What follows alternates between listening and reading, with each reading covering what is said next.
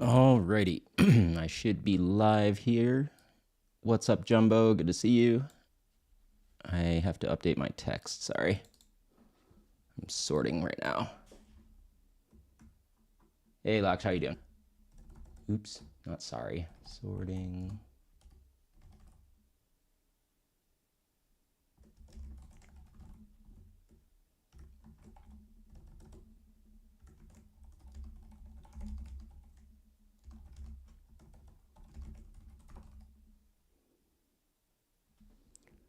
I don't know how Pocopia is yet. I haven't actually unsealed that, whatchamacallit, the box yet. I'm gonna maybe do a stream and start the game in like a while after I finish doing some sorting and opening this afternoon, but we'll see. I might save that for tomorrow. And yeah, I did get it. I have not played it at all. I'm not sure if it's my kind of game yet, but I'm totally okay with that. Either way, I'm sure I'll like it. Plus, my fiance saw it, and then I told her what the game sounded like, and she really wants to play it, so she's probably gonna steal it at some point. Let me throw on some background music real quick. I know I keep playing all the same like playlist, but I will switch it up one of these days. I just haven't had the time to like go through. I'm using royalty free music so I can multi-stream across to the purple and red apps as well. What am I doing? Oh, I gotta go grab a slab. I'll be right back.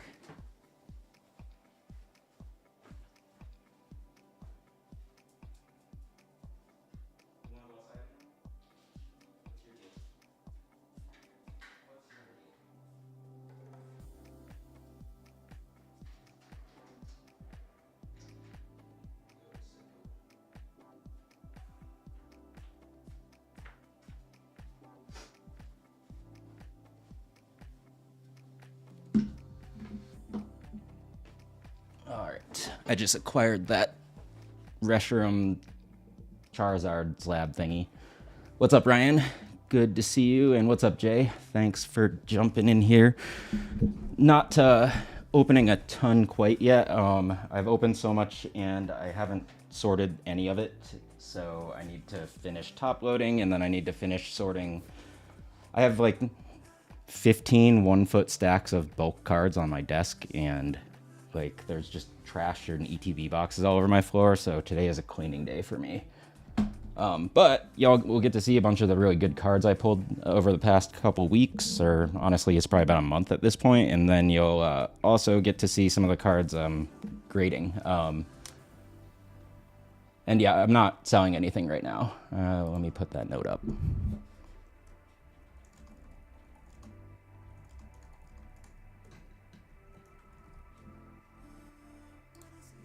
And let me fix my desktop version real quick. Oops, that's not the desktop version.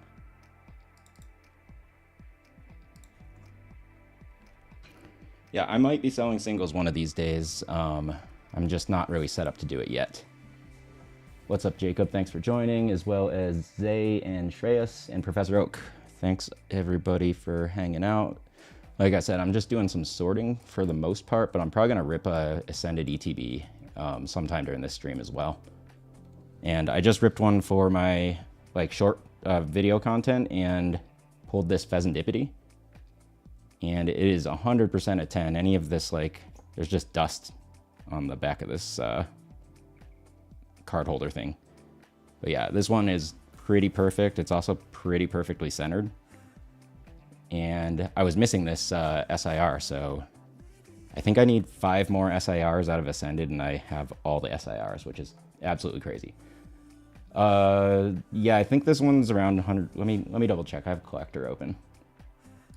And I just pulled it, so I didn't even get a chance to look it up yet. Let's see. Search. Oh my god, Collector's ads are getting bigger and bigger. Pheasantipity. Oops. Where are you? 108.65 ungraded. Yesterday at Hooters, that's funny. Hey Jace, and hey Rose and Scott. And Professor Slabs, good to see y'all. Yeah, so I acquired this slab, and I think this one looks pretty cool. I don't think it's like the most valuable. It's like 200 something, I think it's the value, but pretty cool looking Charizard Reshiram tag team. All right, let me just start throwing some stuff in top loaders and start sorting through this stuff, because what a good problem to have. I have so many illustration rares and SIRs to sort through. Oh no. Yeah, Jace, I can't believe it. My luck with Ascended is, honestly, I don't think anybody's had better luck than me so far, except for the people that have gotten God packs. Chandra's got better luck than me, winning that stack and then getting a God pack in it. But I'm happy for her. A little bit salty, but mostly happy for her. A little bit salty though.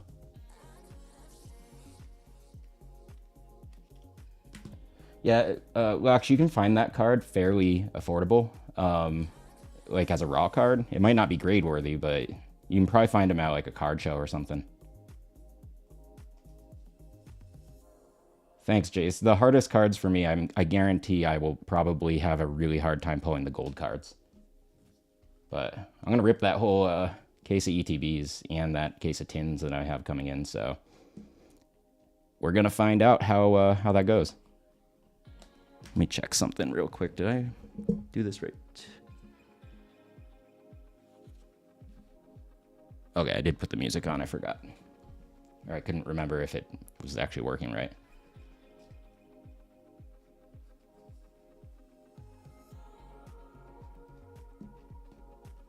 Ryan, if anybody's salty about me, it should be Mary, because I think like 3 different times I went in immediately after she pulled bulk and got an SIR. I actually feel bad at this point. It's like pretty much universally her that I did it to.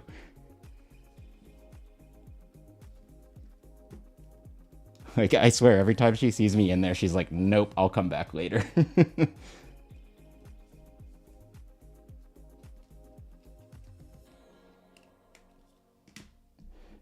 So I got so sad. I was supporting my local card shop stream, Many Realms, last night, and so they had by the way, they have an insanely good price on Ascended if it's still in stock tonight. They're selling 6 packs for $60, so about $10 a pack. Nobody's selling it for that cheap on TikTok right now. So if anybody's looking for some Ascended, feel free to go and check out Many Realms stream. They'll be on at 7:30 Pacific tonight. They're not sponsoring me. I just appreciate them because they jumped in my stream last night too. And so anyways, I bought 6 packs, and they pulled out of a single pack, they pulled the Canary SIR for me, and then they pulled the Mega Dragonite MAR in 1 pack. Now, if I had just bought another 3 packs, I would have gotten a Gengar and won a stack of like 300 Journey Together boosters and a Nintendo Switch 2. And then the person immediately after that got a God pack and Ascended. So I'm a little butthurt today.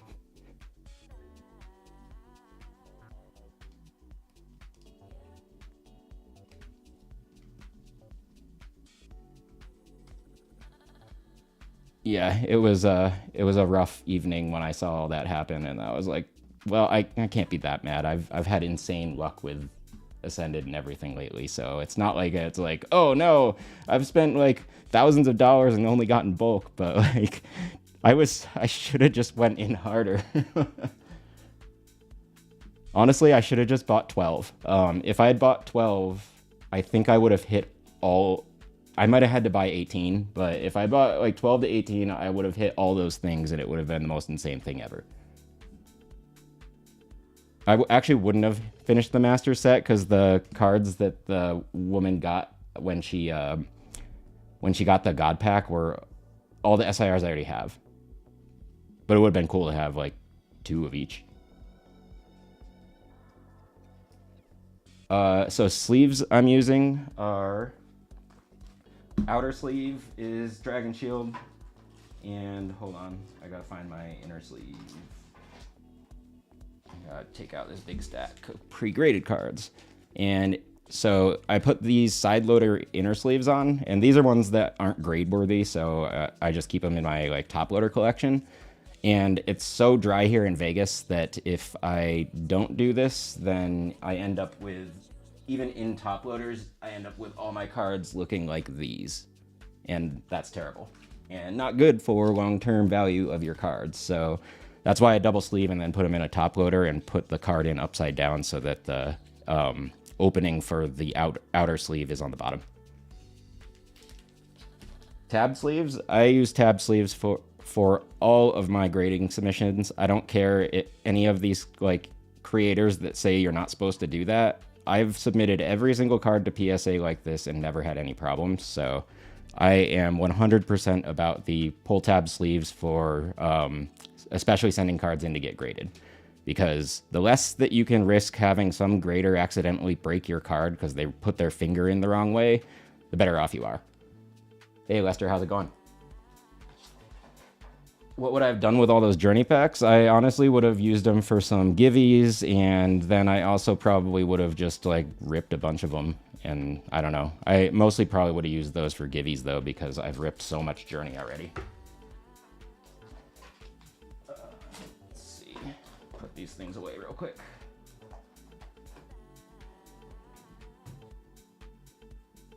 What's Topps Advanced Challenge? Just FYI, I'm not selling anything here.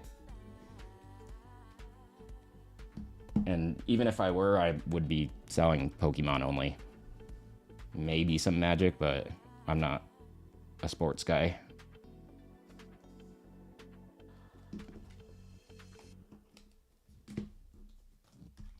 All right, did I see Amaru in here?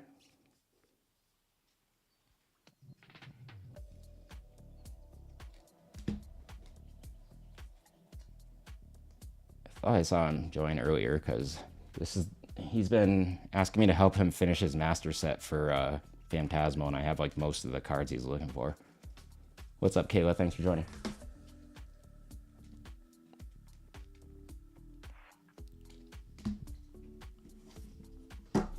All right, let me see. I gotta separate these out, so I have different sorting for different types of rares. Illustration, okay. And then trainer, illustrations, and SIRs.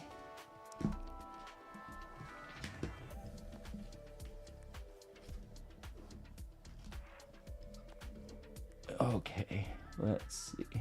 Okay, I don't know. I need to figure out how, when you're on the like desktop apps, like how do you see everybody that's actually currently in the stream? I still haven't figured that out yet. This Scrafty card looks so unhinged.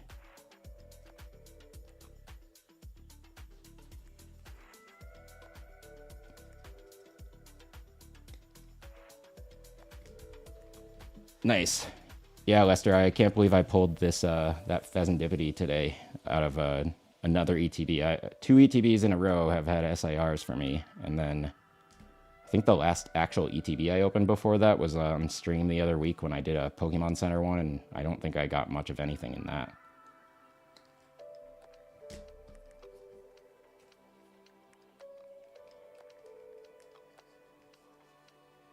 All right, and yeah, I'm just sorting through these whatchamacallits, sleeved cards to put in top loaders. Then I'm gonna sort through some bulk. In between, I'll probably rip the other Ascended ETB that's in my background. Then my fiance's picking up a case of ETBs, a case of Ascended tins, and there was a couple of Ripon ships that also are in that package that should have a Lily's Clefairy SIR and a Mega Hawlucha SIR. I've not really spent, like, compared to other sets, even though I've been doing Ripon ships, I have not spent that much on Ascended. I think I've spent 10 times more on Phantasmal, and I'm pretty close to that master setting that, but, like, I'm not trying that hard anymore. I think I mainly just need the Gold Zard.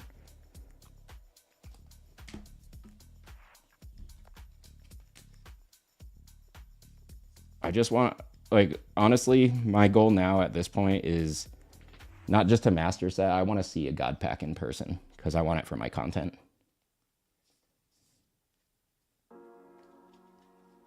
What's up, Dave? Thanks for joining. And no, I haven't, Jace. That box is still sealed.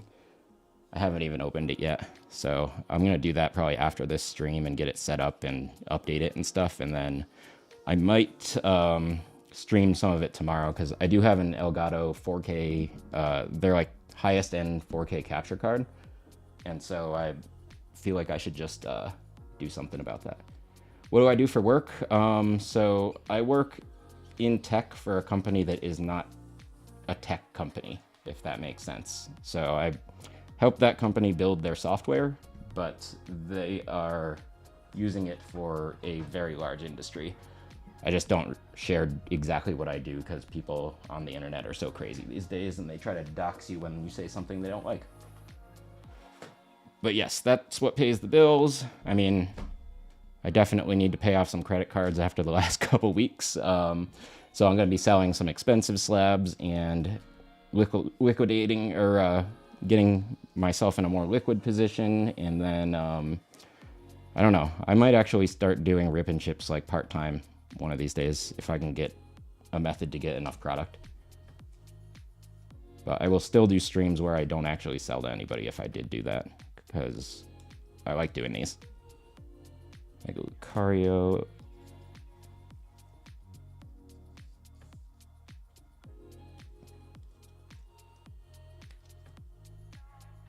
What's up, drink water?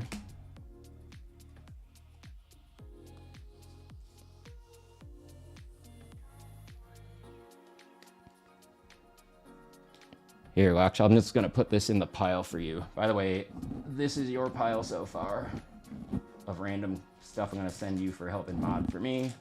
There's that Charcadet, there's that promo or one of these things we talked about. This Star Raptor is off center and I have like 8 of them already. And then just a regular Zard. And then a couple of those promo cards I said you could have. And you can have both Charizard and UPC sleeves because I have like 12 of each.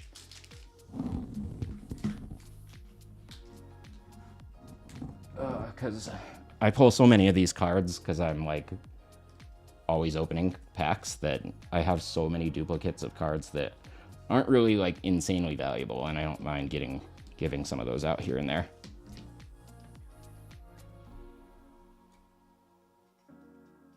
Fossil pack and only held it for 2 months before ripping it for bulk. Yeah, Ryan, like I will rip that fossil pack, but I will only rip it once I hit a follower or a like live viewer milestone. So like if we ever get like about 100 people on this stream at the same time, I will 100% rip it then. Otherwise, I'm probably gonna wait till I get around 10,000 followers. So hopefully that's sooner versus later. Thanks for the follow. And yeah, I thought you were already following me.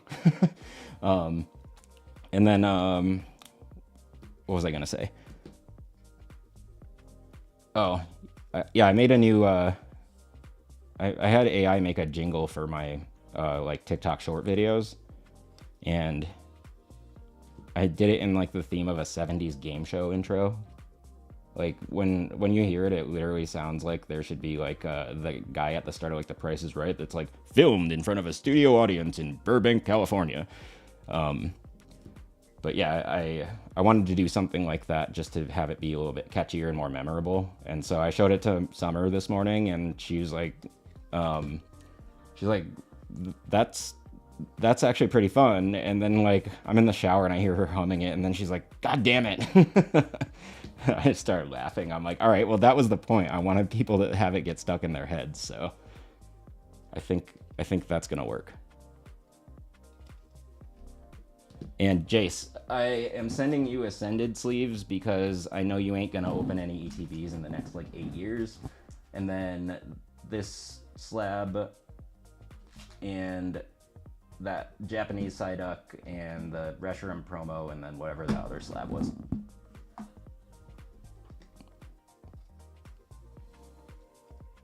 Yeah, exactly. Like I wanted to do something like what Deep Pocket Monster does, but I wanted it to be more unique than like just trying to copy a jingle like his.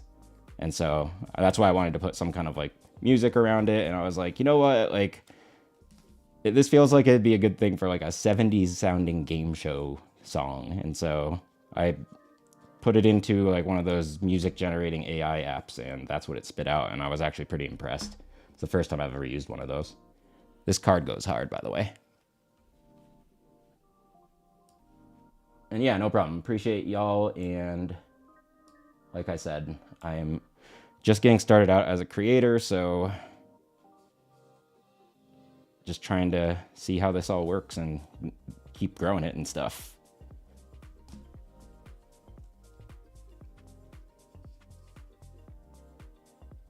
Let's see, what matches the... Oh, the Watro, yeah. I have Iono's Kilowatro here somewhere. I think we might actually be sleeving it soon. I need to look at those together.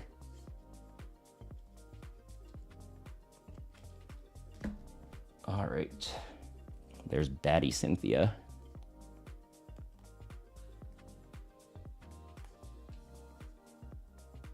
Like, if I had to pick a woman from Pokemon, I would definitely pick Cynthia. Yeah, this Mine Child's pretty cool looking too. Reminds me of like a character in Kung Fu Panda. How many IRs do we have? Infinity. I have a lot of stuff right now. There's also like some stuff to my left that I'm not going to sort today because I haven't scanned it into my app yet. So there's not that much. There's probably like 12 more IRs.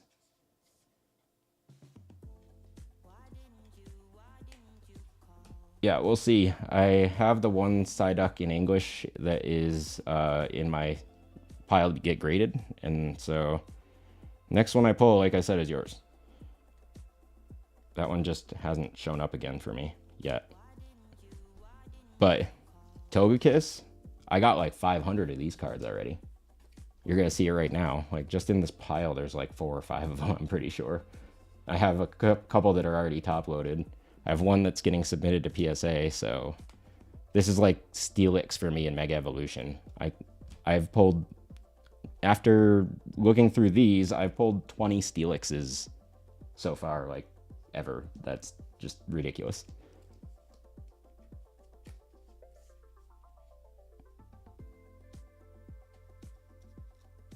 Ascended ETB. Yeah, I hope you win it too. And I hope you win it and don't pull bulk like a bunch of other people have. I hope you win it and have my luck.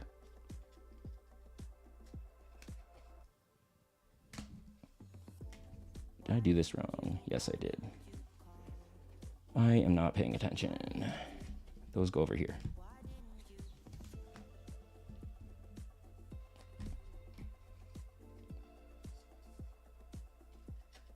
Let's see how this goes. Hey, Amaru, there you are. I was waiting for you to join because I have a pile of the cards that you are looking for right here. And I'm going to find more of them. I just, and I'm waiting for, there's a Miss Magius Ultra Rare that hasn't arrived in the mail yet. I think it's not going to get here till next week, unless it's in this pile already. No, not in this pile, so it's on its way. Toilet Luck stickers. I will consider that. My buddy who, if I do Rip and Chip someday, he wants to be a part of it, and he's like, his wife has one of those Cricut sticker machine things, and so he's like, I'll make us stickers. What's up, Lynn22? Thanks for joining. Trademark it. I have, you want to know a good card that I have a billion of now is this one. I think this, I got one last night from Many Realms too, and then I have so many of these. Great problem to have.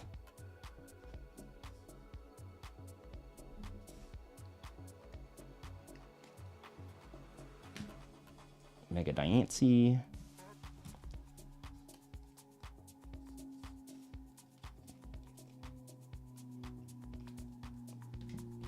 Yeah, typically what I do is, as I'm ripping, I try to take a quick look at the card, see if it's grade worthy, and if it instantly looks grade worthy, I just throw it in one of these. one of these Easy Grip penny sleeves, and then Ultra Pro, semi-rigid card holder. And if not, then it just goes into the double sleeves that I do, and then goes in a top loader and goes into my binder and box collection. And someday I'm probably gonna have enough where I could just go to card shows and like do stuff or sell those and stuff. But like I said, the humidity or the lack of humidity out here really curls cards, like foil cards, very quickly. So that's why I am a psycho about double sleeving and stuff like that, because it makes for really, really nicely protected cards from all the elements. All right, those are Master Balls, I think. Yeah. I got these shiny cards from Paldean.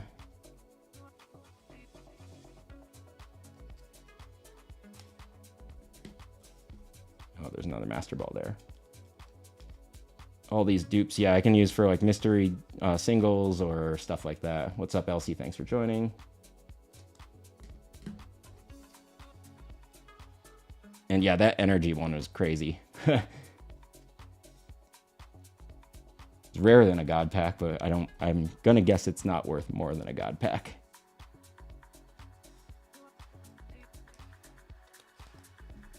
All right, let me drop those.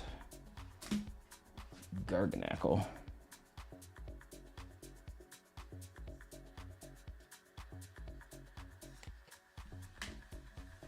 And here's all the God Packs from the other day.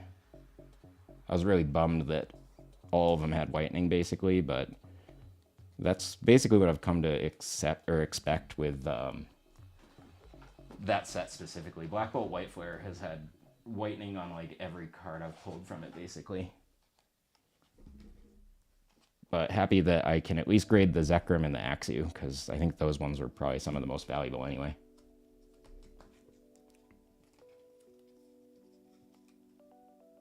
Yeah, that's the other reason why I want to like vend at card shows someday, is that it's really good for content. And that's content you can usually throw up on YouTube and have long form content that way too. So that would help me out a bunch. Wouldn't have to deal with as much thinking about how to do more long form content. I'm gonna do this. Should make it a little easier.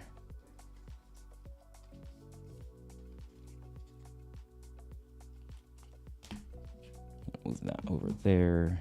Put this there. Okay.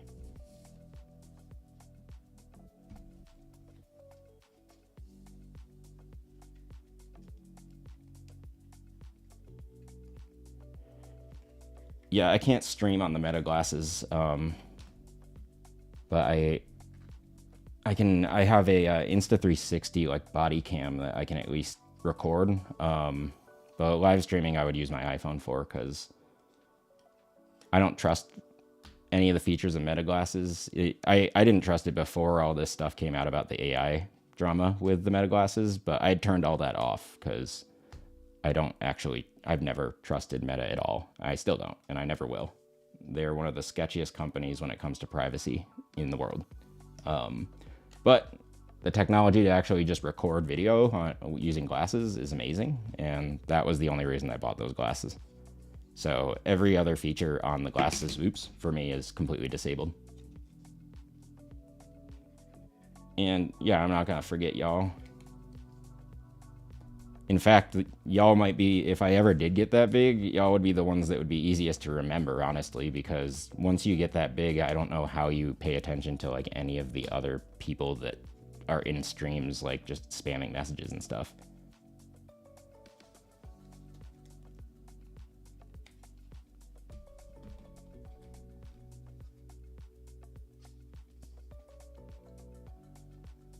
And then it's like, probably got to get more mods or something, because you'll have those people that go into every stream and go, can I have a free card? Can you say my name?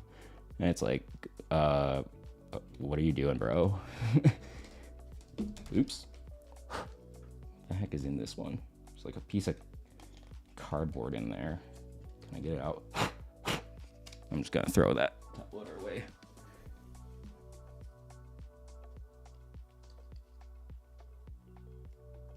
Yeah, maybe one of these days once I need a little bit more mods at scale. But for right now, I'm just chilling.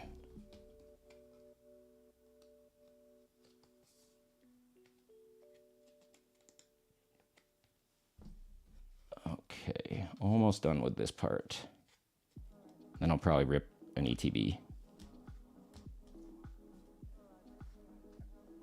Oh, sorry. Are you not only live on? No, I'm not. Sorry, I haven't been reading that chat for a minute here. So Major Pokemon, I am live on all apps. So the one you're on, plus the Purple app and TikTok. I can't say the other ones because TikTok will yell at me. And what's up, Andreas or Andreas? I'm sorry if I said that wrong. And what's up, James Bob? I'm not selling. I'm just sorting singles right now, and then I will be ripping an ETB for myself, but I actually don't sell. I am just a collector. I might be selling down the road, and like depends on how much product I can get my hands on though. And yeah, I hope for a God Pack for sure.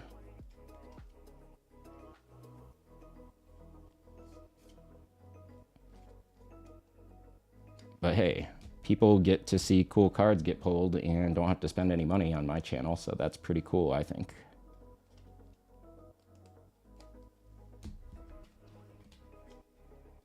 Let's see. Get this one in there.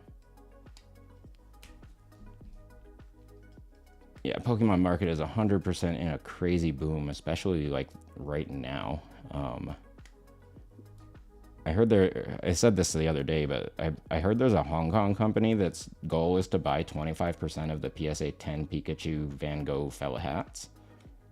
And there's like 46,000 PSA 10s out there. So I'm curious how many they end up buying. But they've already pushed the price up to like $2,300 from $1,500 a few months ago. So market manipulation. I don't see the market going down right now unless the economy breaks, which could happen soon. I mean, most of the people that are buying the most stuff are probably white collar workers and like the people that are top 10% earners in the United States. And a lot of those people work in tech and are getting laid off. So I'm curious to see how that evolves. Because it honestly could be bad. I mean, it could be good for the price of the hobby, but it could be bad for collectors that are banking on a certain value right now.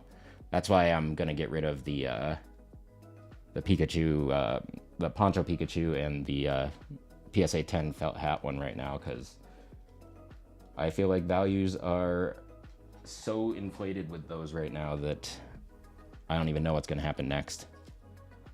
All right, let's see. So we got all these ones done. These are for Amaru. I gotta put those off to the side somewhere so I don't sort them back into my collection. Put those over there. And then let me just move all this stuff around, and I'm gonna sort some bulk after this for a little while, but I want to grab that ETB first and rip that.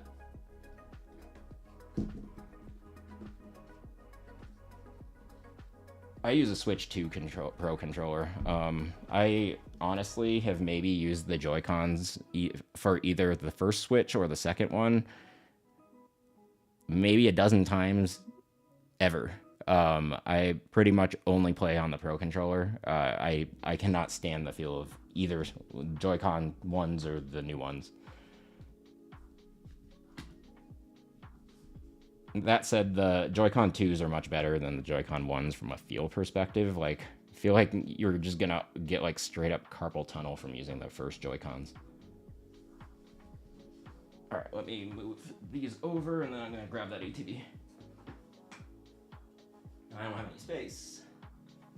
All right, I guess those are going there.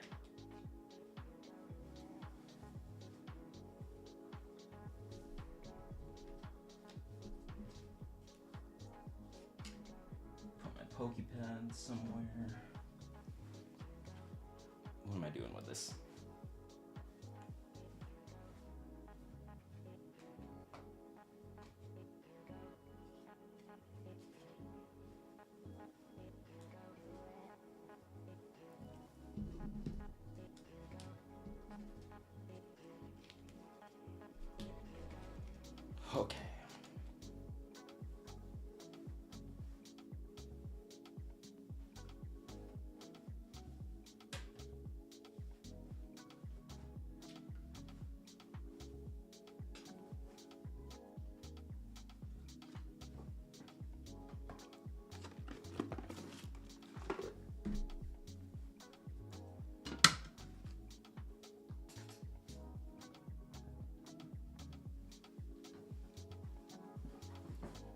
Alrighty, and let me see.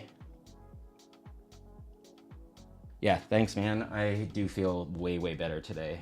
I haven't even really had to take any like cold medicine or flu medicine or anything today at all. So I think I'm finally not like super sick anymore. Ancient Mew from 1999. Do you think it's worth getting graded? It's in really good condition. Honestly, Sushi, something that old, and if it has, even if it has, it's not perfect condition, something that old is worth grading because even if it gets like a 5 or a 6, sometimes those cards are insanely valuable. So I honestly would grade anything that's that old and it's in good shape and it's a rare card. And that Mew is definitely a rare card.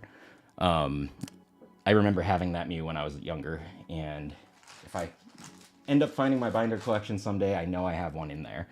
And yeah, and either way, if you get it graded, it's going to be in a slab, so then you don't have to worry about it getting damaged even more or anything. And if it gets a 10, that card could I'm going to look up the value real quick.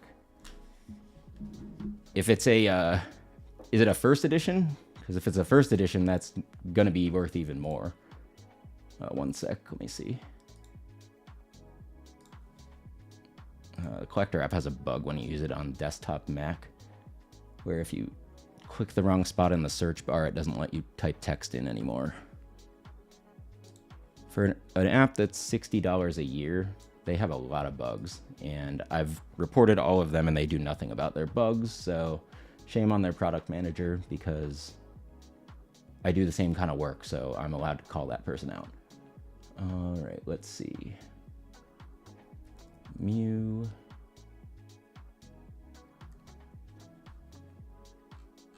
Let's see, old Mew.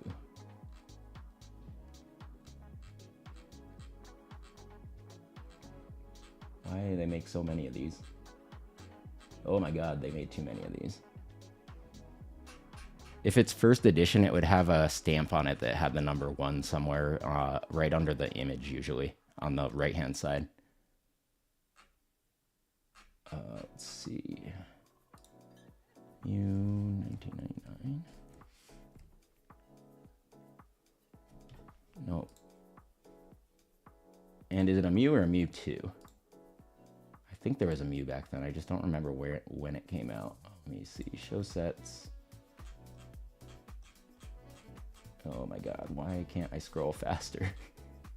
Can I click scroll? This is the worst. Hold on, I'm just gonna look it up on my phone because the desktop app is terrible. They just took the, whoops. They took the mobile app and they ported it to Mac, and it's probably the worst thing I've ever used. Okay, I'm gonna search Pokemon show sets. Was it in base? Base set unlimited, let's see. Mew. Okay, Mewtwo. There's a Mewtwo in base set. And the Mewtwo in base set, if it gets a PSA 10, is worth 2.77k, so 2,700. And raw, it's worth 62, and even if you got it as like a PSA 8, it's worth 120. That's for the Mew. Let me see if I can find, or Mewtwo, sorry. Let me see if I can find a Mew.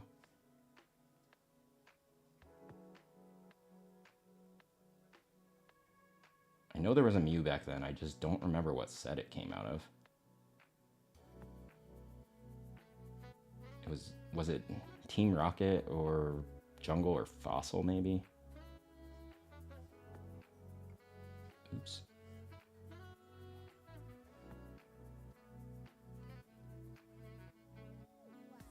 Watching me at a party. Nice. What kind of party? Hold on. Is it in this one?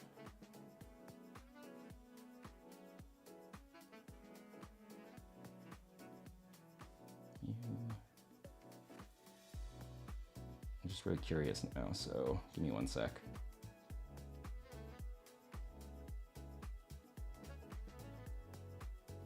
Oh, the Ancient Mew. Yes. I actually have one of those as a PSA 9 somewhere here. That one as a PSA 9. Let me go look. Ancient Mew. So as a raw promo card, it is $89. As a PSA 8, which is if your card's in good shape but not perfect, then it probably would be maybe around an 8. That's 111. A 9 is going to be 191, and if that card gets a 10, it's 2650. And so hopefully you got a 10. It's real hard to get 10s on those, but I've seen it happen. And so, but that's generally why that one's worth so much more as a 10. Like generally cards that are new cards, if they're like a rare card, like this one as a raw card is worth like 100 right now. As a PSA 9, this is also worth probably around 100, but as a PSA 10, this is probably worth close to probably 400 or 500. And so as cards back in the day were like manufactured fairly poorly, what happens is that it's really, really hard to get 10s, and when you do, the card skyrockets in value. So hopefully you get a 10. All right, what's up, Mary? And all right, y'all ready to see me open this thing? Let's see what happens here. All right.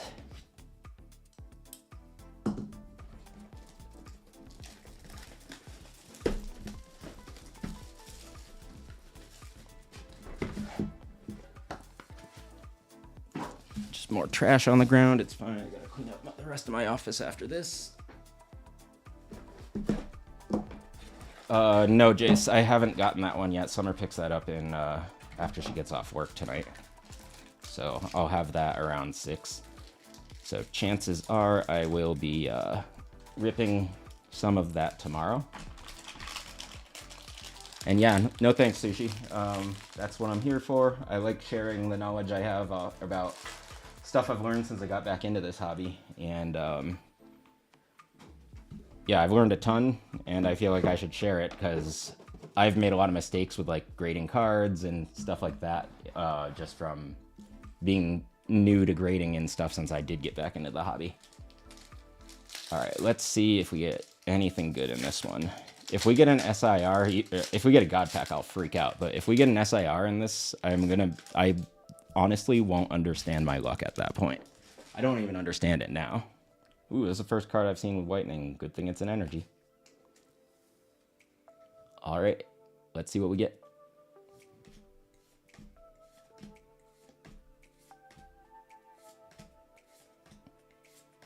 Staravia, Wattrel, ends PP up. All right, we got a full art trainer. And what's up, Dark Ink? I just saw your comment here. 5 Mega Dream booster boxes and only got the one SIR. That is, I'm sorry to, or you didn't get an SIR, you got the art rares. That, or secret rares, sorry. That's a bummer. And that is the thing about the Japanese boxes, is there's a lot of like even content creators that say that you're guaranteed a actual like special art rare in every Japanese box, and that's just not true. I think that the floor is that you get a art rare, but I've opened a box of Mega Dream and the best card was Psyduck. I mean, I can't complain, it was a Psyduck, but that was the best card. And that's what I thought, Jace. I was gonna say, if anybody is sending toilet emojis, it's gotta be you. All right, let's see if the second pack's got some heat.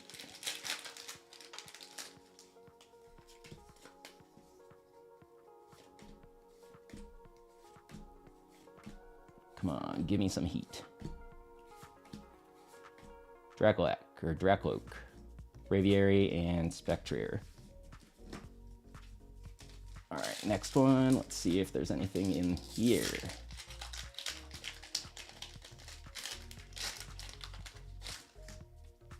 No God Pack. Mega Gengar SIR is coming up. Yeah, it is. I have never done better. I'm just gonna lay these out while I open Ascended. I have not done better on any other set There's my red Victini, but that one doesn't count. Let me see, is there any other Ascended SIRs? I got the MARs there. I haven't submitted any of these for grading yet. I have so many Mega Dragonites. And hold on. Not done yet. Not done yet. Zoroark, that guy. I think that is it for SIRs and Mega Attack Rares for. But I have some in the mail, or coming to me. I have a Lily's Clefairy and a Mega Hawlucha SIR as well. And then I think there's one more that I have coming, and then I have more to open. So I'm doing pretty well with Ascended, I would say. And by pretty well, I mean my hit rates for SIRs have actually been mathematically impossible based on the pull rates I've seen, and I don't understand how I've gotten this lucky.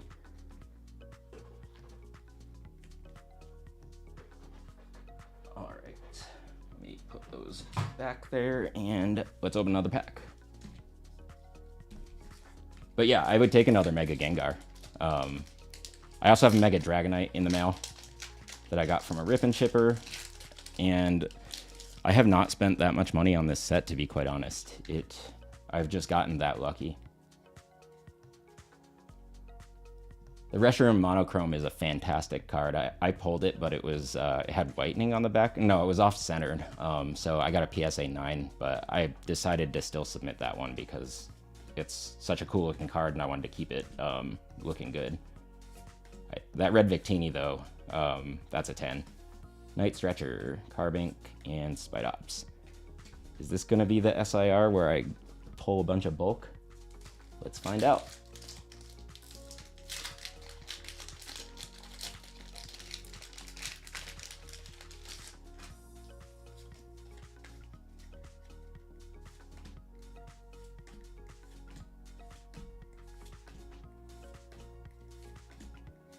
Alright, Fan Rotom, Rufflet, and Mandibuzz. Honestly didn't know this was in this set. But since I'm master setting it, I think I needed that card.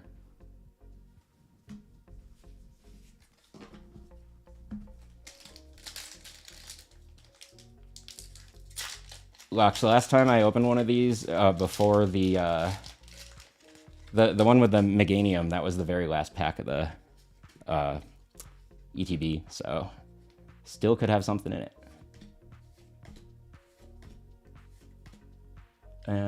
Japanese cards are more often easier to get a 10 because their print quality control is much better than the American card or English cards. Oh, I needed this one. Obstagoon. This one was fantastic looking too. Look at the art on this set. What's up, Salma? Thanks for joining.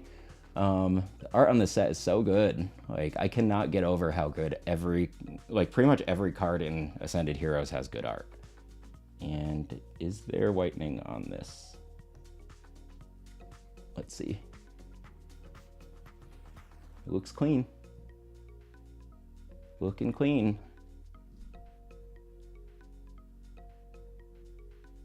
Yeah, this is a real clean card. All right, this is going to get graded. And give me 1 sec, I just gotta grab one of these guys to send it to PSA. I'm gonna be doing a video soon on submitting cards to tag as well. I have some cheap cards that I wanna send in there because I wanna see what their process is like, and I might start sending some of my cheaper cards to them to get graded that I just want slabbed or I wanna resell. Just because PSA's price for bulk is so expensive now. Got that one in the corner too much. There we go.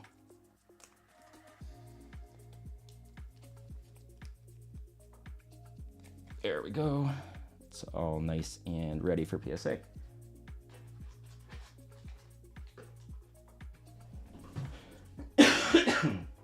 Sorry, I'm still getting over a cold or a flu. All right, next pack. Let me take a drink real quick.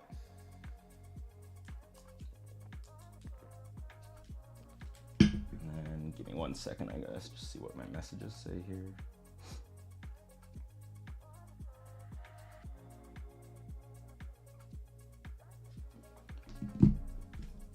sucks. It's hard to find product. Yeah, it's tough right now. This ETB I got really lucky and got from one of those last Target drops. And I was able to get 2. It was that one where they were supposed to drop at 10 p.m. Pacific, and then they didn't drop till like 2:30 in the morning the next morning. So I just got really lucky and happened to be up using the bathroom and saw that they had just dropped and ended up being able to get a couple.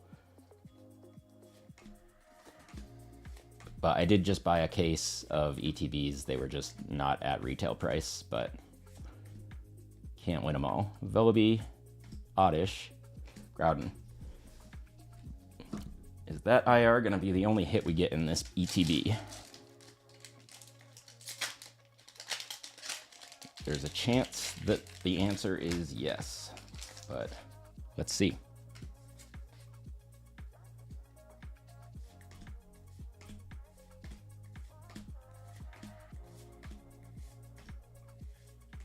Banette, Monkey Dory, and Team Rocket's Transceiver. All right, I got technically a 3rd hit.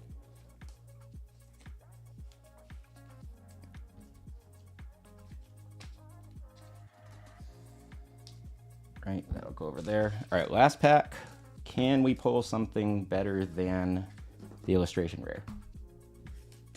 Last time I did last pack and hadn't had an SAR yet in that ETB, this pack had the SAR. So let's see if this happens today. Or if I finally get a ETB that doesn't have an SAR in it. No God Pack.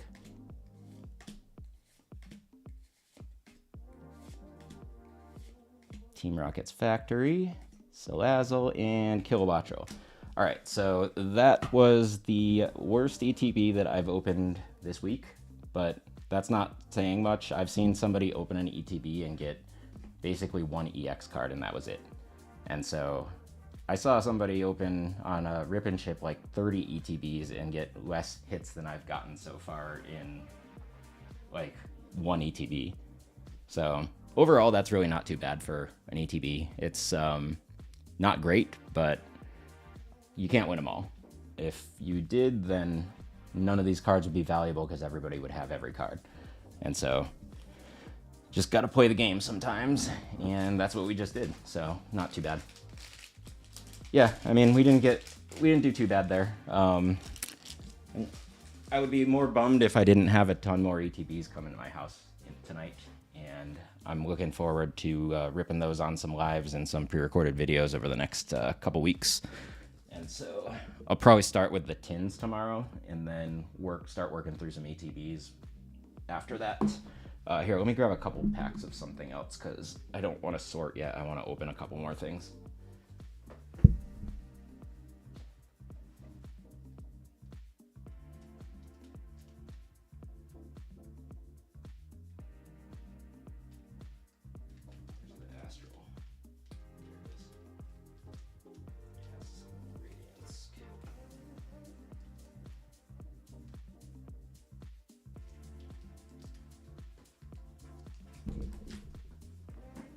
All right, we're gonna open a few old packs. And do you have any Paldean Fates? I'm not gonna open any today because I don't have a ton left, but I'll probably open some tomorrow when I'm doing more opening.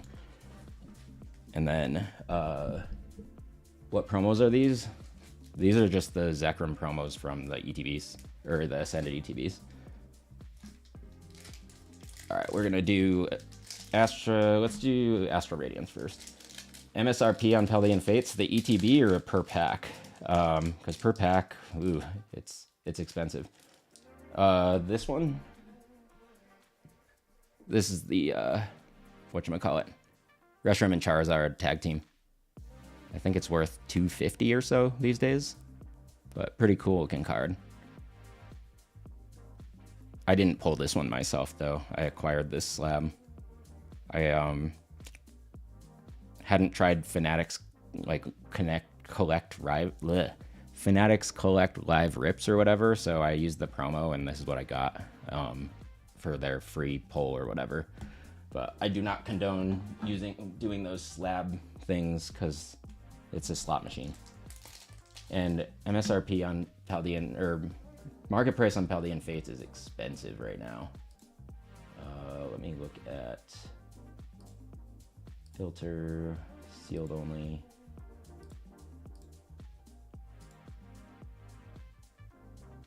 One booster pack of Paldean market price is over 15, and the non-Pokemon Center ETB is 320. Actually, the prices went down a little bit on those. I might go grab one. The booster bundle is 129 for Paldean Fates for 6 packs.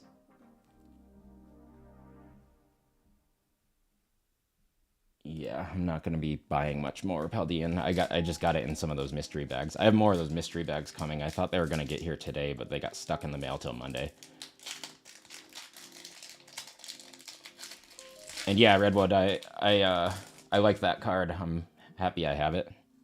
But yeah, I have told myself recently if I need money and I'm like in a pinch financially, the first slabs I'm selling are the ones that I didn't send in for grading myself. I have more emotional attachment to the ones that I've actually submitted for grading and gotten back.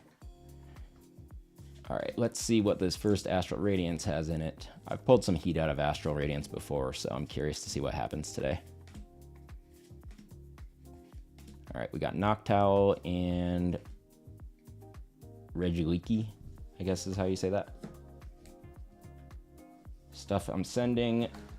So, Lox, this is your stack of things. So, Mega Charizard UPC sleeves and Phantasmal ETB sleeves. 2 packs of Mega, Lucario Ultra Rare, Charcadet promo, Larry Staraptor. This is just a Phantasmal Charizard. I don't know what this guy is. Lobster Man. And then these 2 promos, Zekrom and Fluttermane. And then this random Shift Tree. You're getting my slab hand-me-downs that don't fit in my collection boxes. Maybe sort these a better way.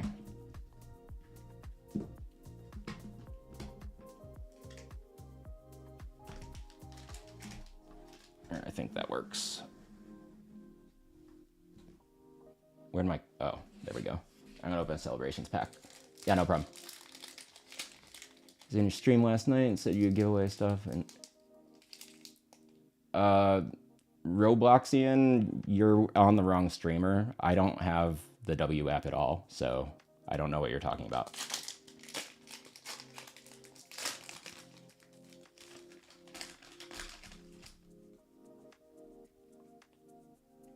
Who'd like 9 what? Can we get the Charizard out of these celebrations? That's what I want to know. Cosmom. That was a lame one. I'm going to open the other one before I open Astral.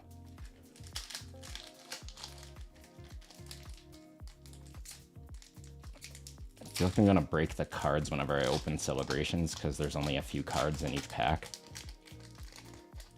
Curious to see how they do celebrations packs for 30th anniversary, if they do the same thing again. Kyogre. Zekrom. Ooh, okay. I don't have this one yet, and this is one that's actually pretty valuable. Look at that cool swirl around the Blastoise in the holo. And honestly, the back is pretty clean on this. Like, it looks like there's whitening if you hold it up. That's a piece of dust. Hold it up at a certain angle here, but it's just really like the edge of the card.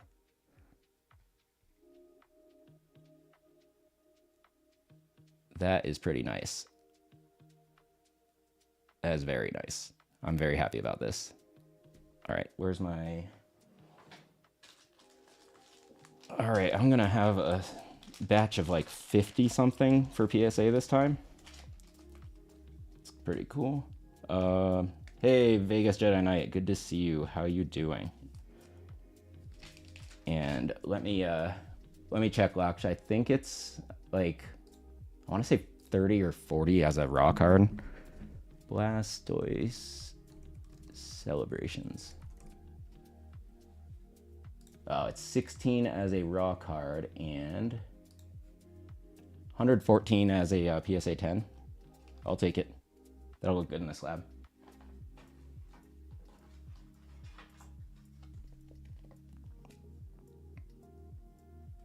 And Jedi Knight, if you could see like, or if you can see in the background of the like face camera part of my stream, over there, that's a huge like wall mounted thing of the Stanley Cup winning pictures for the Golden Knights.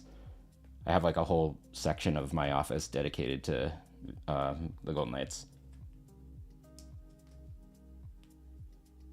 I have a couple of like you can't see them, but on the top shelf there's my season ticket holder boxes from when I used to be a season ticket holder. I gave it up after they won the cup just because I didn't really want to keep spending so much money on hockey.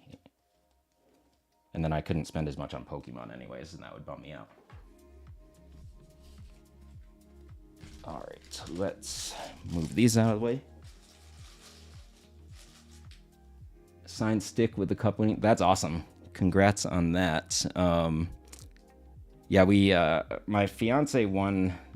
There was a like partnership contest a couple years ago, or like last season, between Gold Bar and the Golden Knights, and she won it, and we got to take pictures after a game on the ice. And unfortunately, the game was against the Jets, where they got shut out. So I was pretty bummed that like the game we watched was bad, but yeah, we got to take pictures together on center ice, and that was really cool. Latias from Ascended. Base set Pikachu, nice. Yeah, it was definitely an amazing experience. But I was like in the upper bowl for the actual Game 5 of the Stanley Cup Final, and so my fiance and I got to see them win. And our second date ever was to the inaugural season, Game 1, Round 2 of the playoffs against the Sharks. And so it was a 7-2 blowout, I'm pretty sure. Oops, I did that wrong. Sorry. Forgot about that. Still did that wrong. Where's the energy? Oh. Oh man, that's my rare. Sorry, I messed this one up. We're just gonna do this real quick. Gape Jaw Bog. Yeah, this is Astral.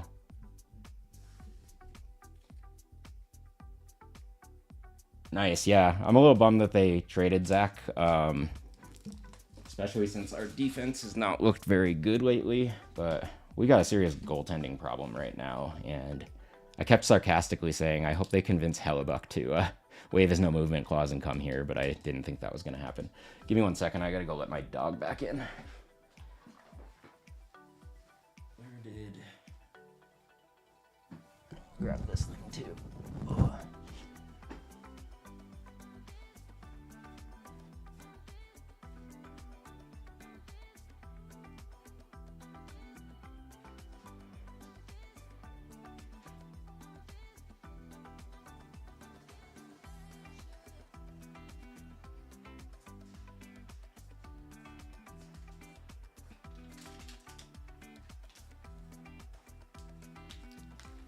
Great, I just realized I have even more bulk because I had one more envelope from a rip and shipper, so that's fun.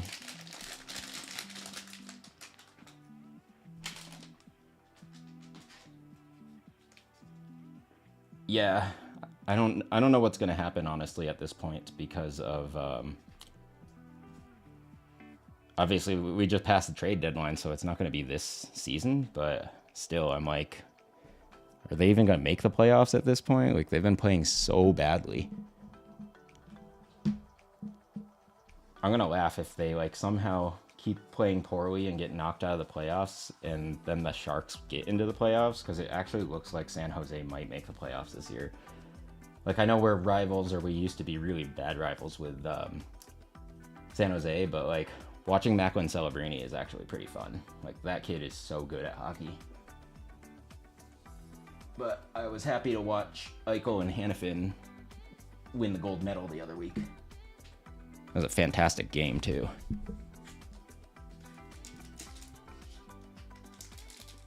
Yeah, I mean, Anderson is, like, an amazing defender. He needs more time with the team. Didn't love that Hanifin, like, gave away the puck in that Wild game the other day and caused the first goal there, and then it really just opened up the game into a disaster.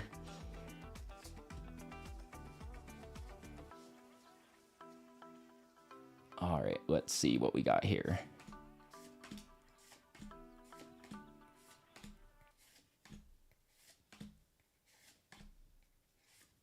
Ponyta. Shaman. All right, we got one more pack. Can we get some big hit out of Astral today? I think I might have gotten all the hits out of Astral already, but you can always try for more.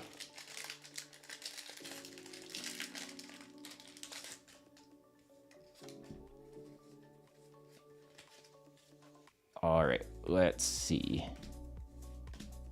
What's up, Live, Laugh, Love?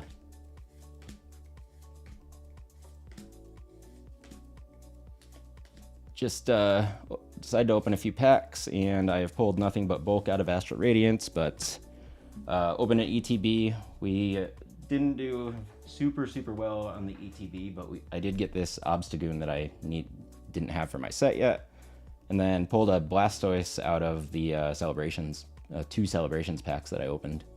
So doing okay, but about to go back to sorting some bulk since I'm just kind of hanging out and sorting today. And I'm trying to get my office cleaned so that I can move around in here. It is a disaster zone right now, and no thanks to the 8 bajillion packs of cards I've opened over the past couple weeks, or gotten rip and shipped. Should have told Tommy not to send the bulk, honestly. I did not need this bulk. All right, let me clear my desk real quick, and then I'm gonna sort for a little while.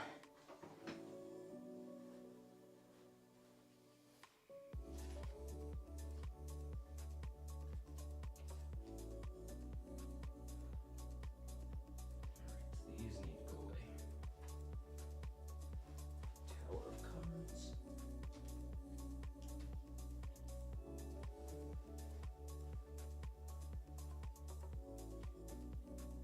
No, you gotta wait.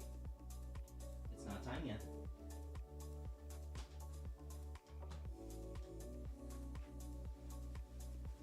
You gotta wait. My dog's staring at me because she wants food, and it is way too early for that. You gotta wait. Don't look at me like that. No, that's not yours. You can't have that. Look out. Hey, dog. You gotta wait. Come here. Alright, I'm almost cleared out of here now. Hey, dog. Look out.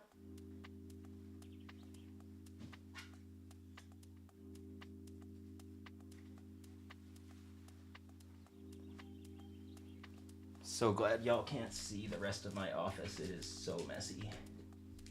I sent my mods a picture of what my office looks like right now, though, and they're like, oh, wow.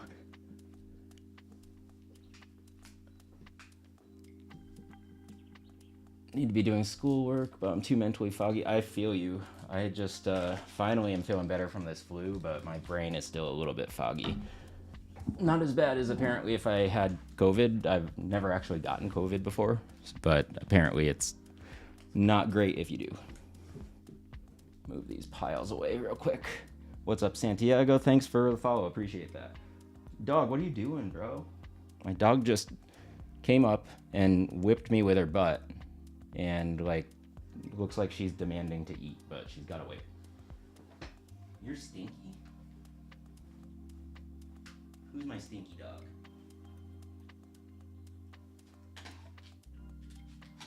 All right.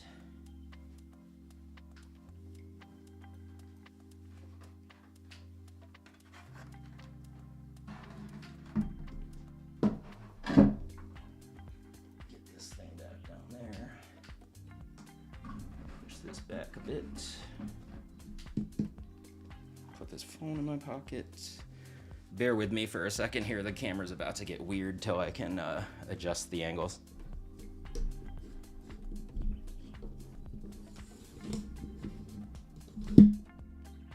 And now you can see all my chats and stuff for a second here. Sorry.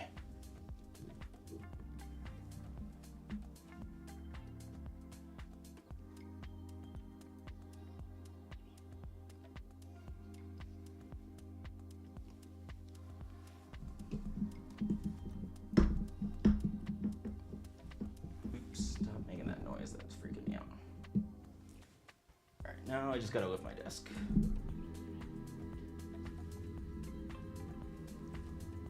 Sounds good. Thanks for hanging, Laksh. I will see you probably tomorrow. Whoa, too high. Much better. Okay. Yeah, appreciate you, man. I will see you soon. What's my time at? I'm at 111. All right, give me 1 second. I'm gonna reset my playlist. I always forget he's on the East Coast.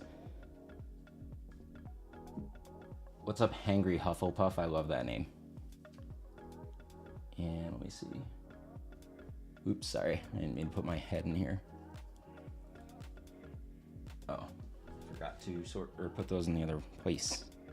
Can I get this to not show my head every time? What's up, Jose? Where you at on the East Coast? Live, laugh, love. Stop showing my head. I gotta fix this. It's bothering me.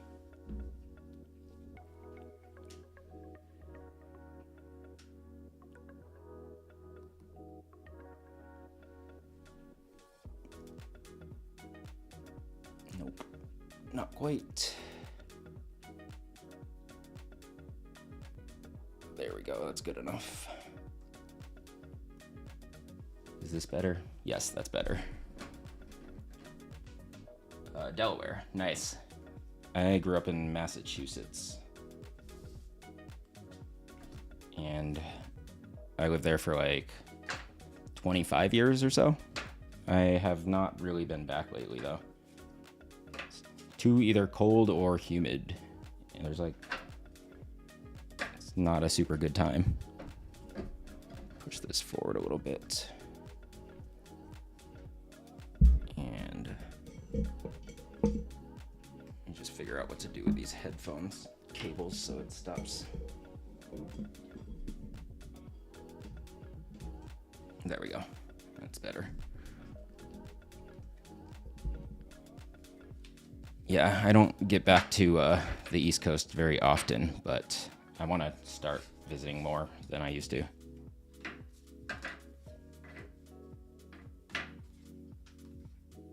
No.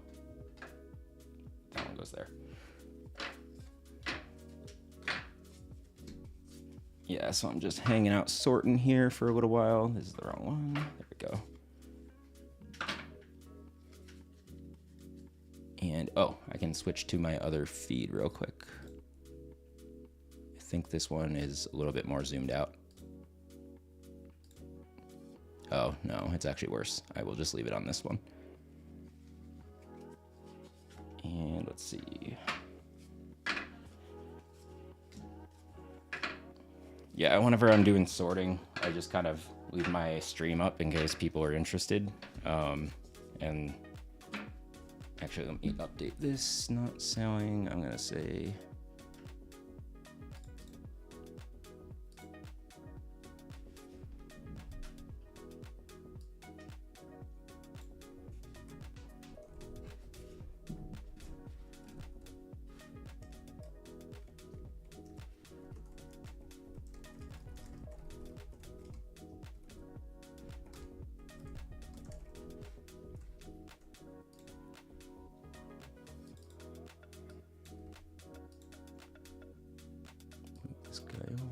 There we go. Yeah, that's exactly why I started sorting like this, is because putting a bunch of piles was not a good time, and I have so much dog hair in this house because I have a Shiba that I don't want to use, right? I really don't want to put any cards on my floor for a long period of time, because then I'm just going to sort a bunch of dog hair in with all my cards. Plus, the noise that this thing makes when you put cards in it is kind of like nice ASMR sounds, so. Item. Where's my items at? That goes there. All right, Proton. Hey, Jace, thanks for the fan club. I have no idea how that works, but I appreciate it. And what's up, E? And good to see you. And then roommate has a cat, so I feel, yeah, it's like my dog, whenever it gets warm or cold, blows her entire coat out. And this winter in Vegas has been, hey, PokePad. I usually find those before. Put that off to the side. But yeah, she has blown out her coat multiple times just this winter, and it's been really brutal. See if I can move this. Oh, yeah, that's enough of the sort. You might not be able to see every single card, but you'll see enough. And then, let's see.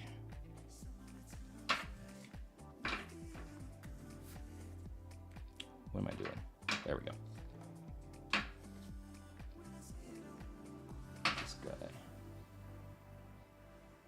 Dragon. Stadium.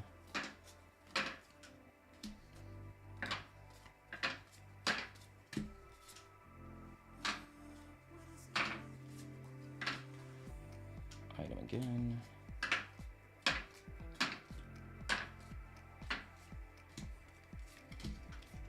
And these have a lot of, I know these came from a rip and shipper because they have a bunch of these live cards in them. Item. Prism Energy. Where did I put the other one of these? Oh, put it over here today because I ran out of room. Let me move this down.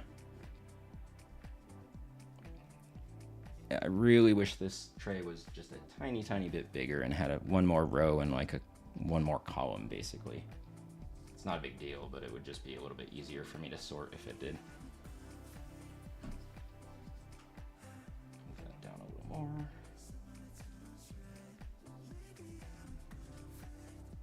And there we go. Item. This guy. Ray.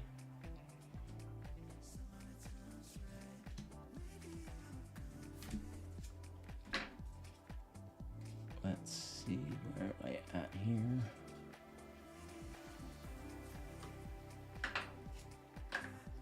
Just sorting cards.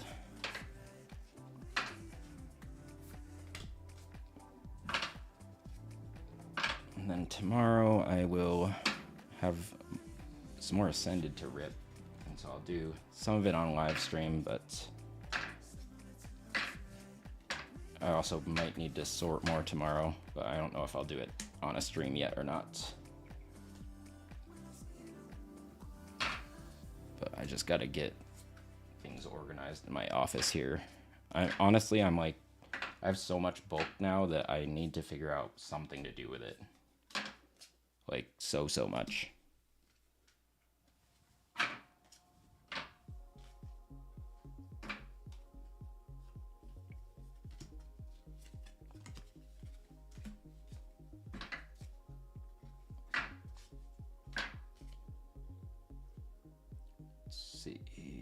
Nope, I don't know what I'm doing right now. Want to start making content, but I don't know what. I don't know. I mean, I'm just kind of trying a little bit of everything and seeing like what seems to stick. So far I like doing live streams and opening stuff live and like doing sorting live, but I also like doing the like short content. I want to get more into some longer form content. It's just very, very time consuming to do like the editing for. So I have some scripts written, but I have not actually done it yet. So I will probably start to take that more seriously in the next like couple weeks though. I just need to get more settled in at my new job first, since it was only my second week last week and I was sick for 3 of the days. And yeah, one of the things, or one of my plans is I'm going to do a long form video on comparing PSA grade prep to tags and see like how that goes. And then another one that I'm going to be doing is around the scalping industry, specifically on big box retailer sites and their third-party marketplaces. Because if you think about it, somebody like Amazon lists pre-orders generally for MSRP for Pokemon, and they sell instantaneously due to bots. And guess where those bots are reselling most of that Pokemon? Back on Amazon's third-party marketplace for scalper prices. So Amazon makes the money off of buying it on for wholesale and then selling it at MSRP for pre-orders. Then they make even more money by allowing these scalpers to buy all the product up and list it back on Amazon. So there's something wrong with that entire scenario. That seems like there's like actual price fixing going on, which is very, very illegal. And I think, honestly, like what I'm hoping happens after that is that somebody like Legal Eagle sees that video and is like, yeah, there's actually a class action case here against every major retailer. And that'll put a squash on them allowing sellers to scalp on their sites very, very fast. And so, yeah, I am not happy about that part of the hobby. Like, it's one thing if you're like somebody with a bot and you do rip and ships and you're charging like market prices or a little bit below. I don't actually have a problem with that. You're providing a service, you're ripping those packs for somebody, and then you're mailing the contents out. Like, that's content creation meets selling something. It's still scalping, but it feels less gross to me personally. Now, when it's just these people using the bots to buy every pre-order on Amazon and then instantly going onto Amazon and selling it on their third-party marketplace on Amazon itself, that's disgusting to me. Like, I have no respect for that. I hate it so much. And I'm honestly canceling my Prime membership after it expires in a few months, because Walmart is just as bad on the marketplace part, but at least like I feel like you have more of a chance of getting a product on Walmart than you do on Amazon. Yeah, I mean, like I live, laugh, love. I know you were on some rip and ship streams with me, so you know what it's like. And those people aren't bad people, and they're just trying to make their bag too. So I get that aspect of it. But when it's like all these people that have, let's say somebody used a bot to pre-order 400 ETBs from Amazon, and then like 2 weeks later, Amazon will sell it to the general public and be like, oh, limit 3. Why couldn't they put the pre-order as a limit of 3? Because they don't want to. That's the answer, is they're fixing the prices and profiting hugely, because these third-party marketplaces are actually the biggest problem. Yeah, 117, that is terrible. What's up, PokeCash? But yeah, it's an economy that is built on a scam that is third-party marketplaces, and it disgusts me. And it's not like Amazon needs money, but God, I hope that company fails hard someday.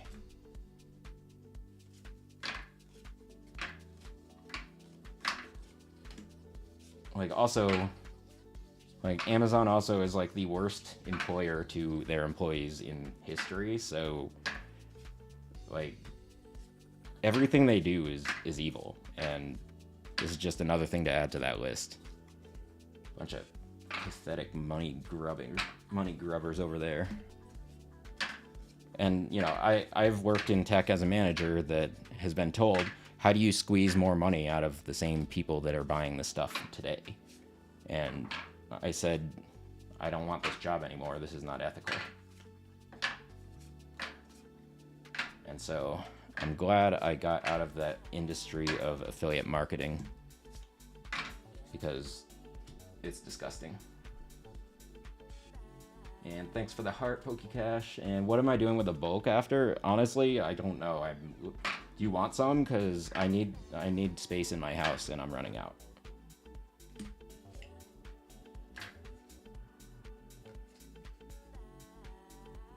And yeah, live, laugh, love. Like, a lot of these people that are charging more scalper prices on rip and ships are because they're not able to get the product from a distributor directly yet, because they're a smaller streamer. And like, let's say I go buy a bot and I start doing rip and ships. I personally wouldn't charge as much as some of the other ones. I'd probably try to hover a little bit lower. But like, still, like, I don't have a problem. I've bought from scalper price level rip and shippers before, and Honestly, like the rip and shipper that I've had the biggest pulls from has pretty high prices, but he also has one of those stack games. So like he puts a free pack into the stack every time you buy 10. And so I feel like that's fair too, because you're basically all putting a little bit of money in the pot each time for a chance to win it. And I did win one of the stacks. Unfortunately, it wasn't like the one with all the Ascended in it. It was all the Mega, and we ripped that Mega yesterday and I got no hits. But it's fine. It was free.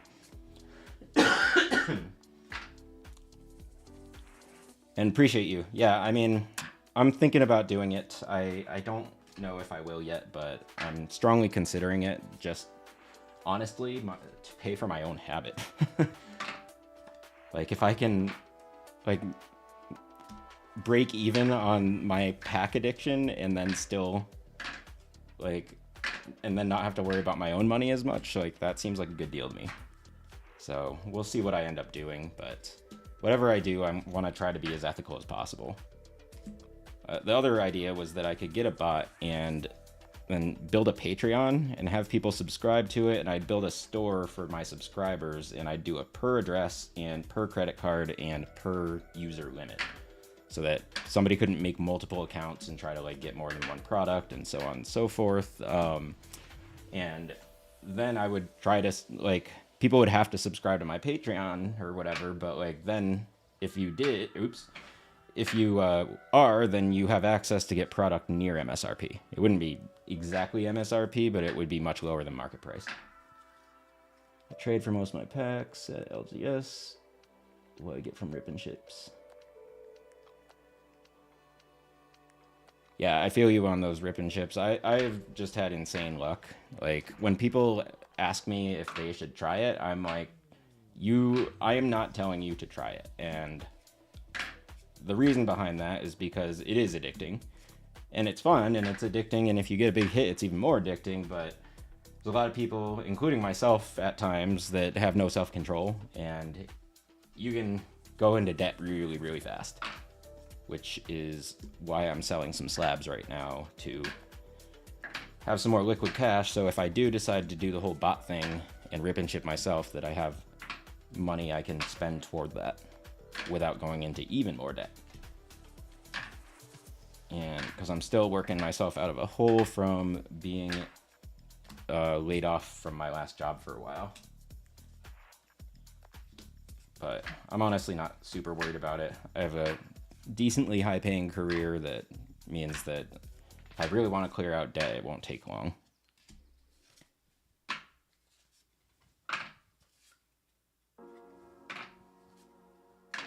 The worst addiction, though, that I've seen and I've been a victim of is those slab ripping pack things like Arena Club or like Courtyard and stuff like that. Like, I do not recommend those to anybody. Those are absolutely toxic. They're mystery slabs, or they're a slot machine masquerading as mystery slabs, and they are incredibly unhealthy for you. And they will take all your money, and then some. Trust me, I learned the hard way. Never again. Yeah, nurses make fantastic money. So, I mean, this, honestly, these days, that's the other thing, is like,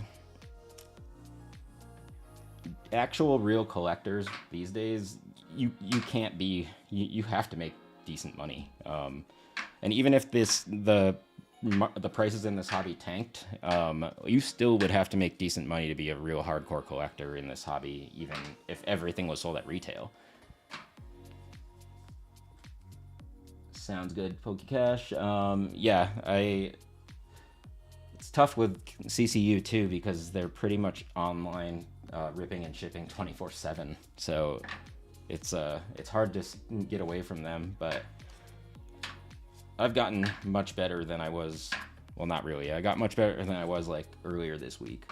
I dropped like probably $3,000 on mystery bags with CCU this week, but I needed a bunch of those for the content that I produce here, and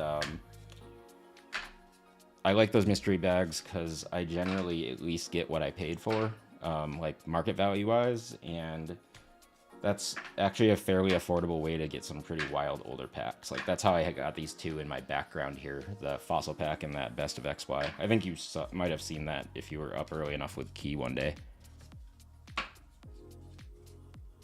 Just have one or two streamers. Yeah, it's super rough. And then I have the streamer Many Realms. They do live rips. By the way, right now, you should check them out just to see what their pricing is tonight, because last night they were selling 6 Ascended boosters for $60. So Ascended at $10 a pack right now on TikTok Live is insanely cheap. So I bought one. I should have bought 2 or 3. If I had bought 2 or 3, I would have won their stack and because the next guy got a Mega Gengar. And then right after that, the woman right after that got a God pack for Ascended. So I'm butthurt today about that. It was a stack of Journey together though, so like I wouldn't be as I'd be way more upset if that stack was like 300 packs of Ascended. Then I would never forgive myself. And let's see, LGS is semi-scalper, but then so cheap otherwise. Yeah, it's interesting. There's a lot of, most of the LCS here in Vegas are just absolute scalpers these days. Many Realms is one of the better ones, honestly. They're like my preferred go-to shop. Also because they're the only one in Vegas that's doing live stream or live rip and chips. And so I interact with them quite often and help them try to grow the community and the social media here in Vegas. And so, yeah, it's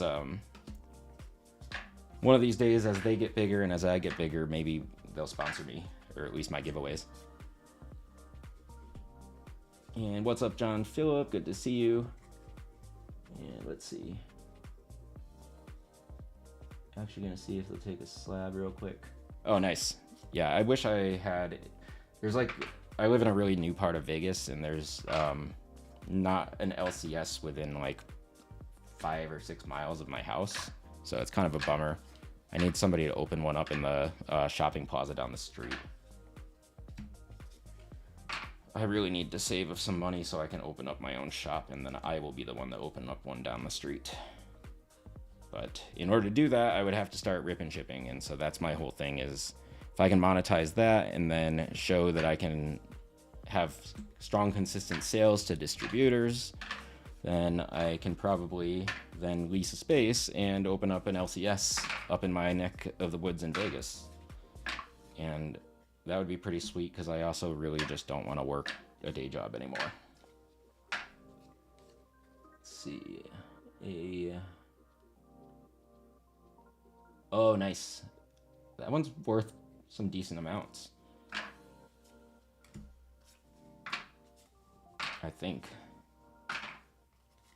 And yeah, I do the same thing sometimes. If I have slabs that like I don't really love, sometimes I'll just trade them for more sealed product to open. But I think the only thing going forward that I'm going to keep sealed are Pokemon Center ETBs. I did an experiment last weekend where I ripped all the ones I had and I pulled basically a bunch of bulk. So I will not open Pokemon Center ETBs again.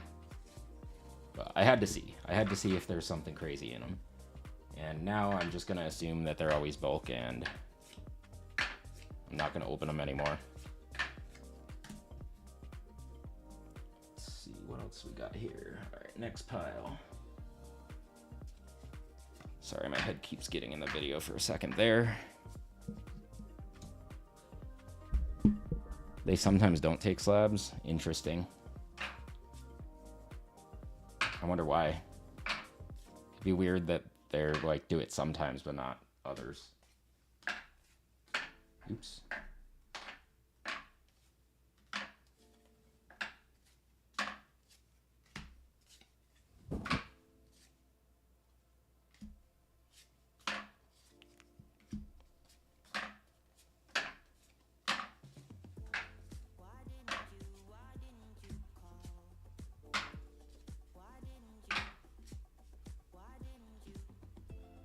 Gotcha. Yeah, I mean, I guess it also has to be something that they think they can resell at some point and isn't going to sit in their inventory for years. So I get that.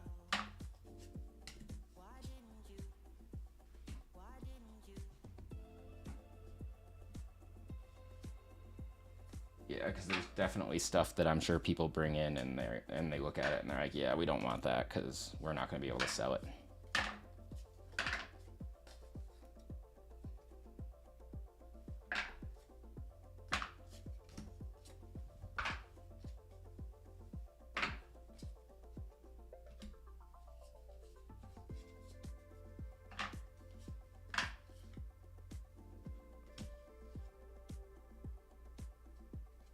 Yeah, hopefully you get something out of it. The other thing though is like LCS usually gives you somewhere between 60 and 80% of the value of that slab, so I'm always a little weary that they're gonna lowball. I went to one LCS here in Vegas and they like lowball everything, and I just like straight up told them, I'm like, first off, you have the highest prices in the whole city on everything. I'm like, second of all, you have the lowest offers in the whole city on trade-ins. I'm never coming back here. And they're just like, okay. And I'm like, all right, well, have fun when your shop closes down 3 months after you just opened it. And now I will tell everybody to avoid that shop forever, so. And all the people in there were really rude, and like, the thing I hate about this hobby is the LCS people who think they're better than everybody. They're like, I'm a better nerd than you. And it's like, bro, you're just a better a-hole than me. Like, get out of here. Like, also, Magic the Gathering people like that work at LCS are the most like gatekeeping I've ever met. Like anytime like you talk to them about anything, they're like, I know more about this. And it's like, why are you such a jerk? Like, you're trying to sell people stuff and you're treating them like crap. And so I get real tired of like LCS people. And like half of them will like talk a bunch of BS and be like, I know everything. And then like they'll like misquote like what set a card is from or like the value of something. And I'm like, why do you even talk then? That's good, because the shops in Vegas don't care about community. They're all just in it for the money. And honestly, there's one shop in here that has like a ton of product but sells it all at scalper prices, and the employees smell so bad that I will never go back there again.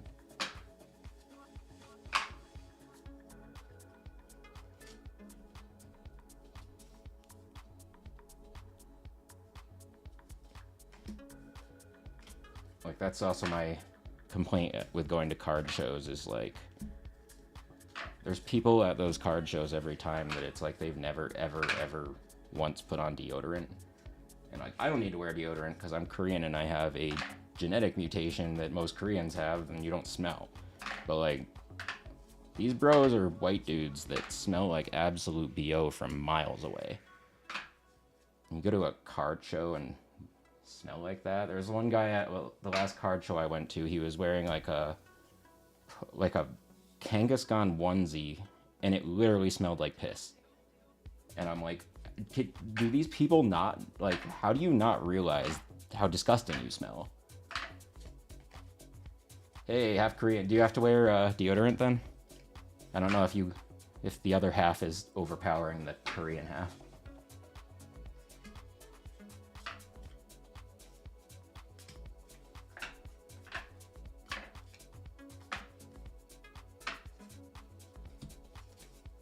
I actually don't. I'm curious how that works with half. I don't know if the gene mutation is dominant or recessive.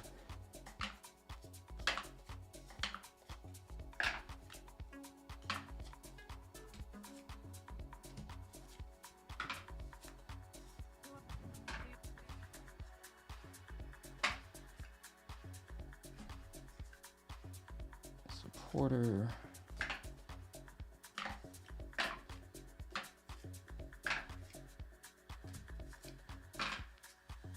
Fighter. Psychic. Alright, I'm like quarter of the way through these piles. Oh, right. I forgot. Hey, what's up, Effie? Where are you coming home soon, Effie?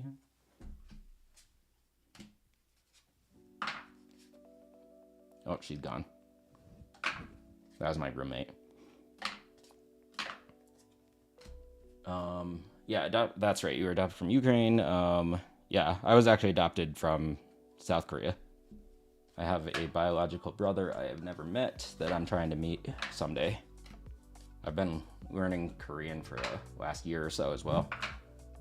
It's actually like I'm not fluent, but I can read a good amount and I can hear a good amount. It's probably the easiest Asian language to learn. Because it's just like it's very similar to the like English alphabet with how their language works. Yeah, I can smell everything way too well, and specifically BO, and it is not a fun time.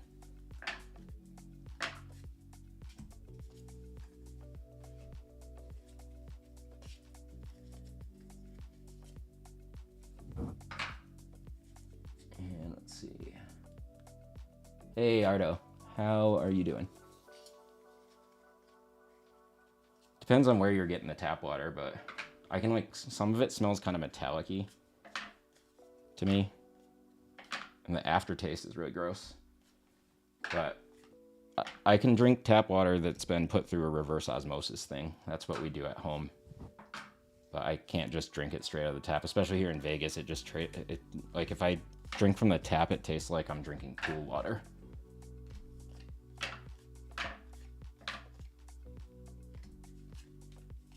What's up, TZG Custom Creations? Thanks for joining.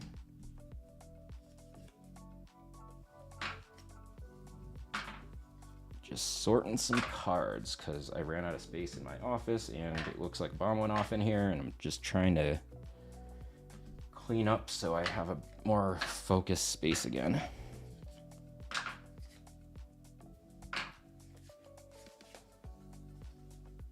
Living. Fire. Stadium.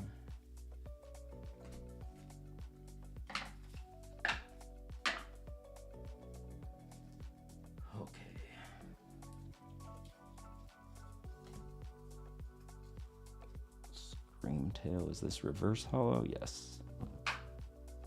Voodoo. Oops, sorry. Terapagos, Mega Halucha, Mega Embor.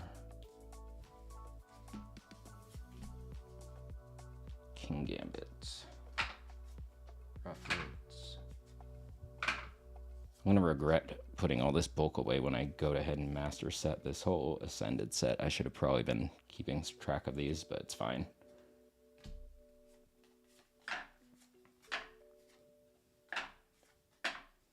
Actually, it'll be easier for me to sort through it if I sort through piles of just one energy type at a time, so I'm just gonna tell myself that that'll make it easier. All right, I gotta do something about this real quick.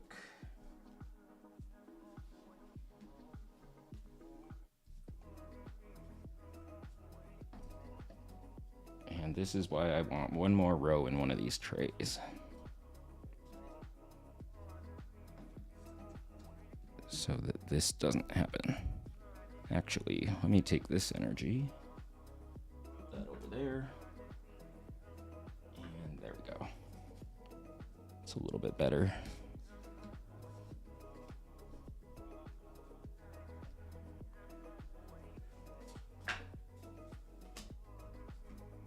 What's up again, Omaru? Good to see you. I dropped a supporter card.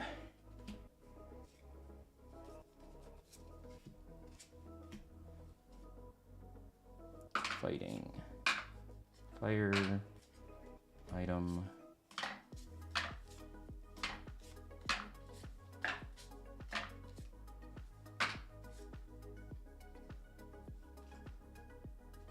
What's up, J-Style 24/7? Thanks for joining.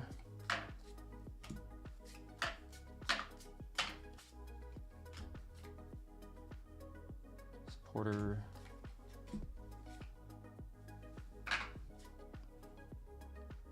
Rayquaza. Do.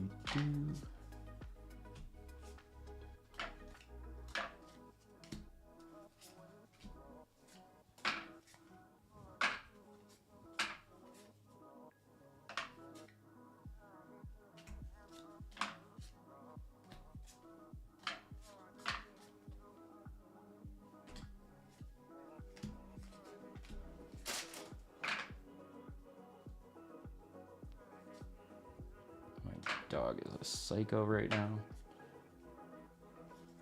Don't know why she just freaked out, but she just ran in the other room.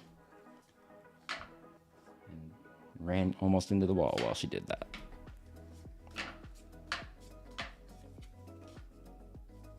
Just pack upside down. There we go.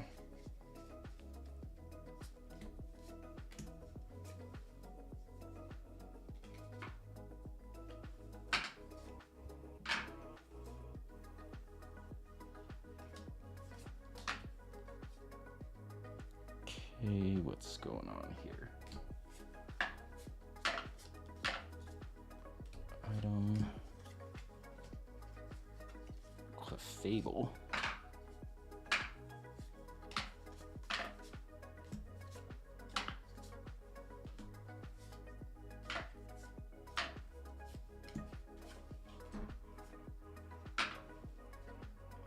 Last one for this stack, and then I got like one more stack left in me for now, and I need to take a break, so let's see what happens here.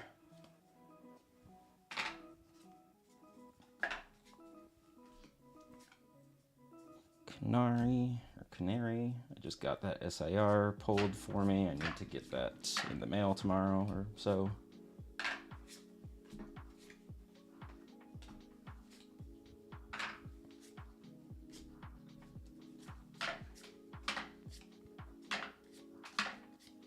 Items.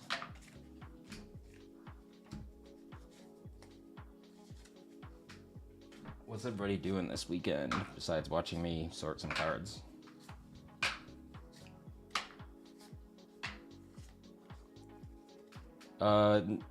J-Style, not right now, but I'm honestly gonna regret that pretty soon. Why am I doing? I'm gonna regret that soon because I'm gonna try to master set Ascended. I have most of the SIRs somehow already. I've been insanely lucky on that set, so I'm probably gonna end up trying to master set it, and then I'm gonna regret not having pulled all the Ascended cards out here, but it'll be fine. It just means I'll have to do more work later. These ones were all curled because I didn't put weight on them.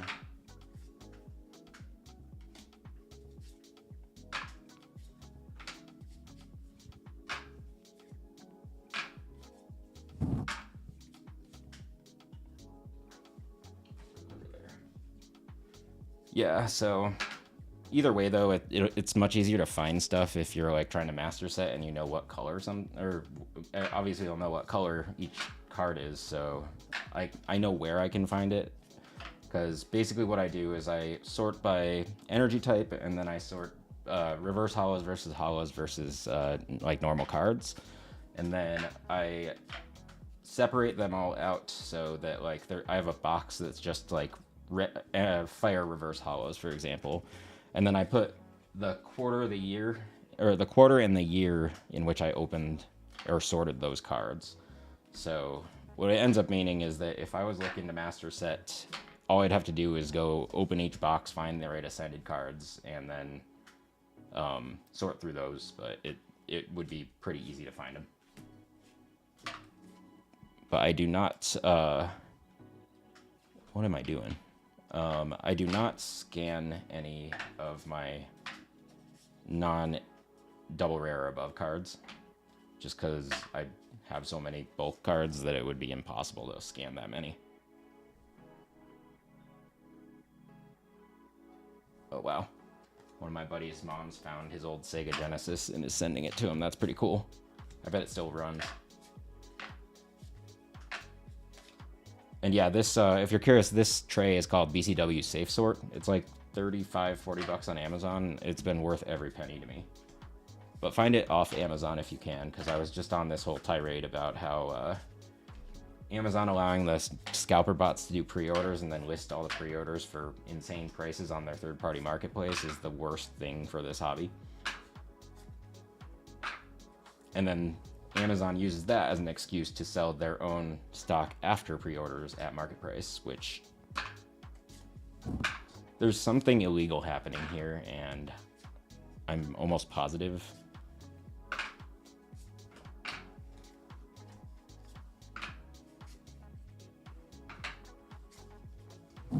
But yeah, this tray is awesome. I'm so glad I bought this tray.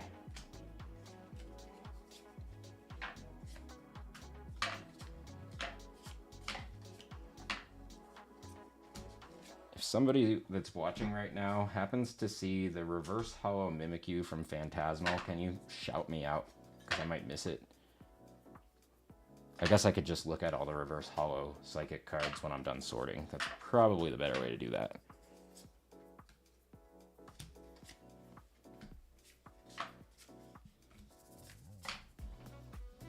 Getting almost full on the grass types. Oh, nice. He took the slab. How much you get for it, if you don't mind me asking?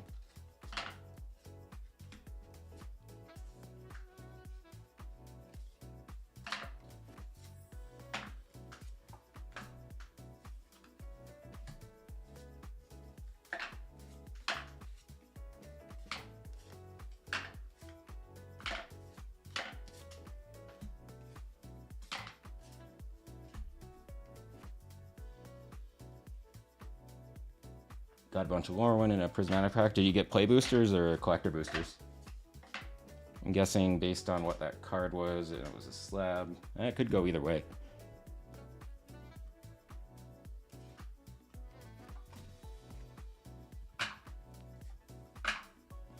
Nice.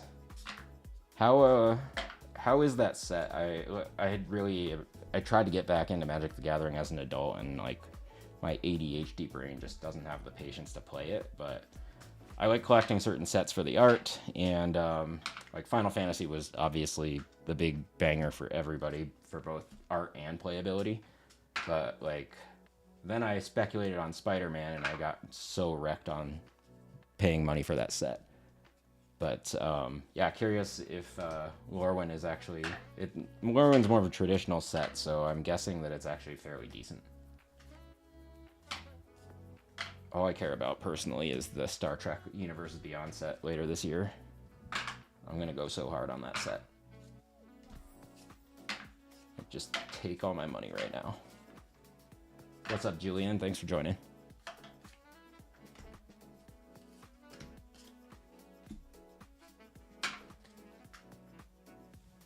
Electric Energy Stadium supporter.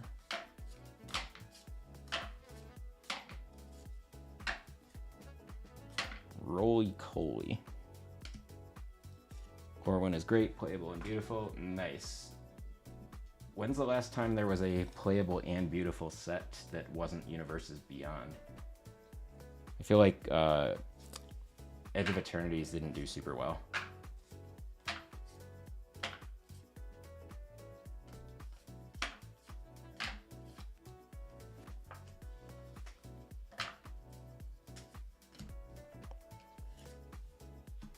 You know what I should probably resell one of these days?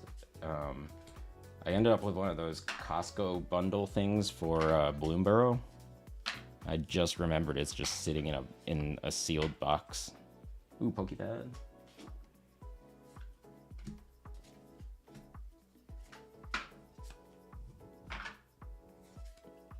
Need what? The Pokepad?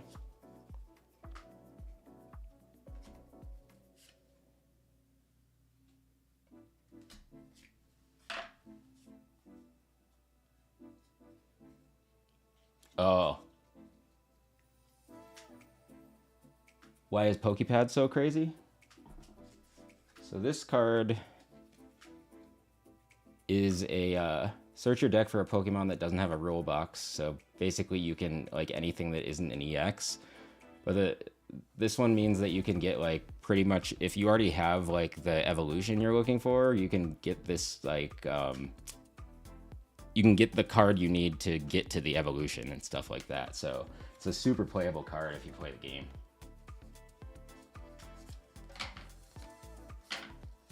Oh, another Pokebag. But yeah, that's why they're like $8 a card for a random uncommon card or common card. Is solely because, almost like how most of the most valuable cards in Magic the Gathering are because they're playable cards. That's what's happening with Pokepads right now. Yeah, definitely hold on to it even if you don't play. I will say, because it's a playable card and it will eventually not be allowed in league play, I don't know what that means for the value of the card long term. But for the foreseeable future, it's going to be a very valuable card because of how playable it is. I show you. Yeah, one of these days I'm going to build a deck and actually like start playing regularly. Just haven't had a lot of time to do that yet. So one of my buddies did though, and he's been playing in leagues every week.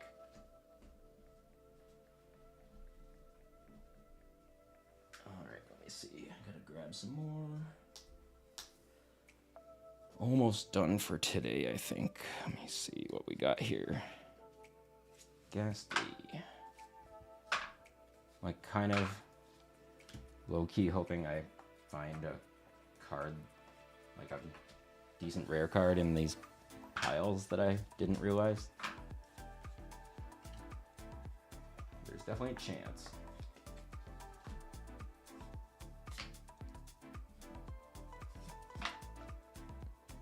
So how do I separate my cards? Right now I'm just separating by energy type, and then I separate the reverse hollows and the hollows, and then I just kind of file it all away for, like, say, grass Pokemon cards, Q1 March or March 2025 or 2026 sort of things. And so even if another Pokemon.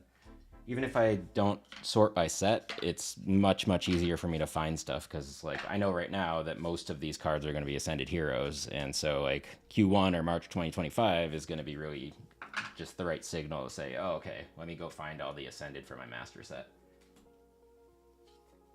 Someday I might go back through and then sort it by set, but I don't know. It's just because I open so many different kinds of sets at the same time, it's hard for me to sort by set easily. I'd have to, like, always keep all of my cards separated from set by set before I do the bulk sorting part.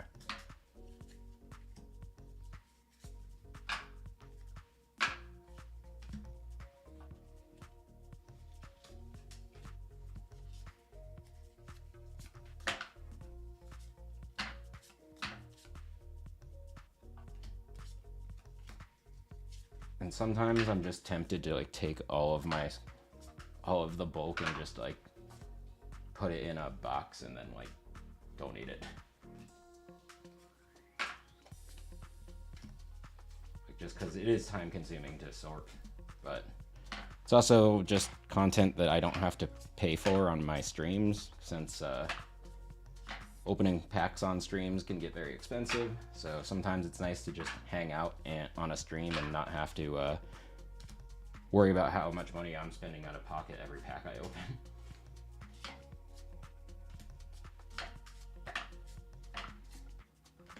But maybe someday, if I keep doing all the content creation stuff, there will be companies out there that want me to, or that'll send me some packs to shout them out, so hopefully that'll happen one of these days.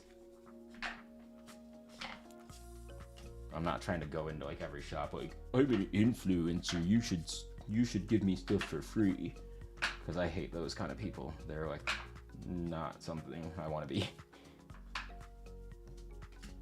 My favorite one, though, is that guy that went viral on TikTok right before Christmas because he didn't make a reservation somewhere on Christmas Eve. And then he goes, I'm a food influencer, and everybody looked him up and he had 130 followers. I don't want any more bulk. Do not give me free bulk.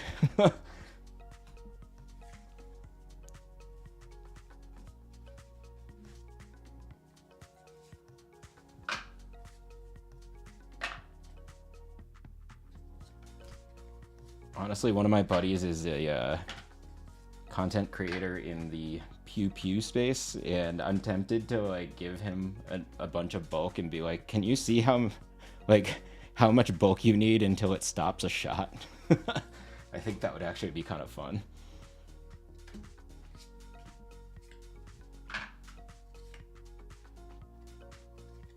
And then you could get a bulk it proof vest.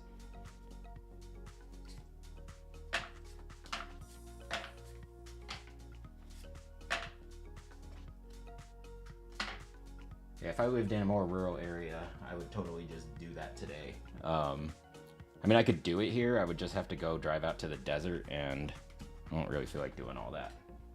And then I'd also have to, like, I feel bad if I, like, just left a bunch of, like, cards with holes in them out there, like, from a littering perspective, so if it was on my own property, I wouldn't care, though. Be even more fun if you use the incendiary or like the tracer rounds that like light up, because then you could like light the bulk on fire too. Be so heavy on your body. Yeah, because I imagine like having seen like different pictures and stuff of a guy, like it would depend on the caliber, but I've seen like a 9mm get stuck in a deck of playing cards before that some guy had in his pocket, and it saved his life. And so like it's just it would be really interesting if you had to have like a 100 card thick like all everywhere, and just like what are you gonna do, like duct tape it to you? Oh man. Actually, that would be a fun YouTube experiment, though. I'm gonna reach out to my my mutual that does that kind of influencing and see if he'll do it. Because if I did something like that, I think it would like really break my algo. Just because that's not my forte, and it's a kind of sensitive space. But he's been doing that niche for years, so I feel like it'd be good content for him. Plus, I'm also actually curious, like, how many cards would it take to stop different calibers? Like, how many cards, how thick does it need to be to stop a 9mm? I feel like 22 probably right about this, but, like, then a 50 cal, I think you'd need, like, all the bulk in the world. And sounds good. Good seeing you, Julian. Thanks. What's up?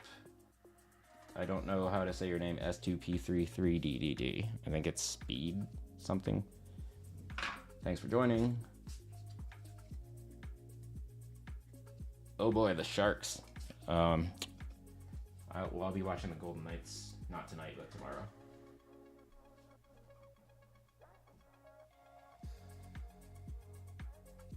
Is your mutual the guy with the dummy that gets abused? I don't think so. I actually haven't watched any of his. I don't know how to find his Pew Pew channel. I think it's only on the Red app. And but as my mutual, the account that I follow on TikTok is all Pokemon. Him and his son.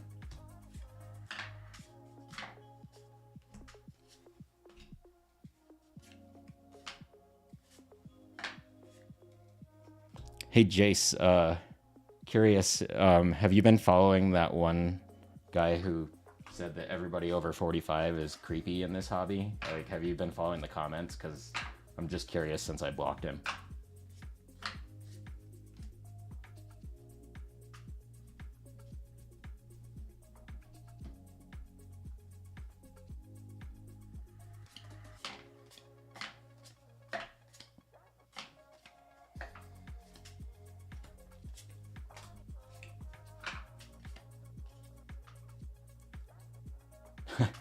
How are the comments getting wild? I heard from another mutual that he tried to defend his position by saying that he never actually said that it was everybody over 45. He said that it was these two specific guys, but like Now he's just trying to gaslight people. Like, we're not that dumb. You can watch the video, and he very clearly said, is it me or is anybody that's over 45 to 50 that's in this hobby weird? Like, that's literally word for word what he said. And meanwhile, he's one of those guys that wears those sunglasses that make you look like you're going to say inappropriate things to young children and women.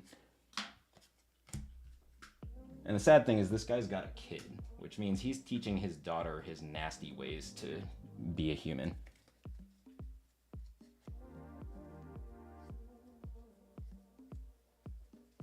I might unblock him and stitch that video and just roast that guy. I think he deserves it.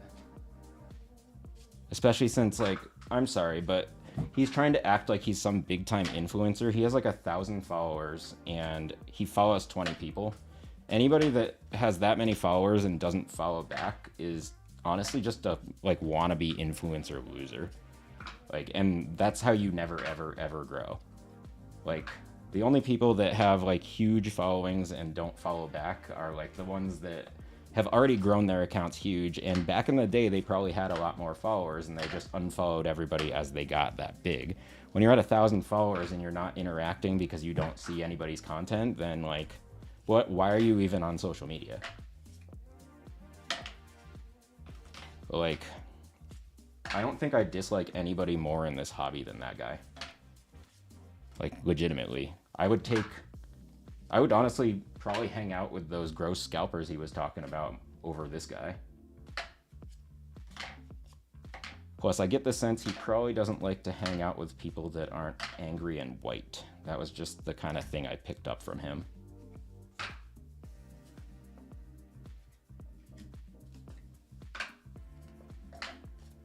Like, if you're saying that nasty stuff about old people, imagine what he says about minorities, imagine what he says about people that he doesn't agree with politically. Like, just a nasty, nasty human being.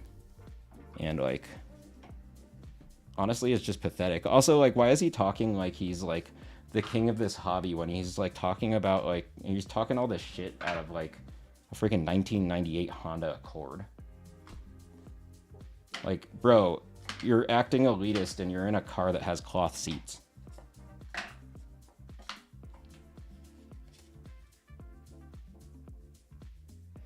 I follow back people sometimes that I interact with on, especially on like the like Rip and Chipper lives, that have like 20 followers. I don't care. Like, if I'm looking around for people to follow, I usually like will start with people that have over 1,000. Like, if it's just in my suggested list, because I mostly want to follow people that post all the time. And if they don't post all the time, then I want to follow with people that interact all the time. And so those are my main two groups that I'll be willing to. Ooh, this is the one that Amaru was looking for. Let me put this in a sleeve.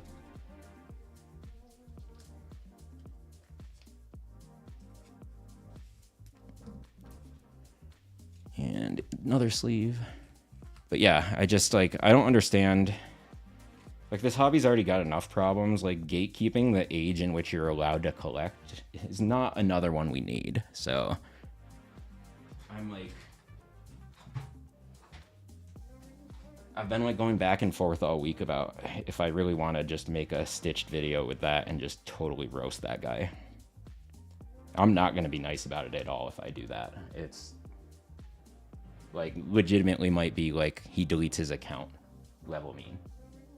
But in like a way that doesn't get me in trouble at all. It would just be like, listen, bro, like, you're the actual problem with this hobby. It's shame on you for like just being ageist and thinking you're better than people just because of their age.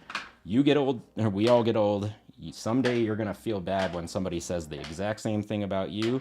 And congratulations for being a great role model to your daughter. I hope you never find product again.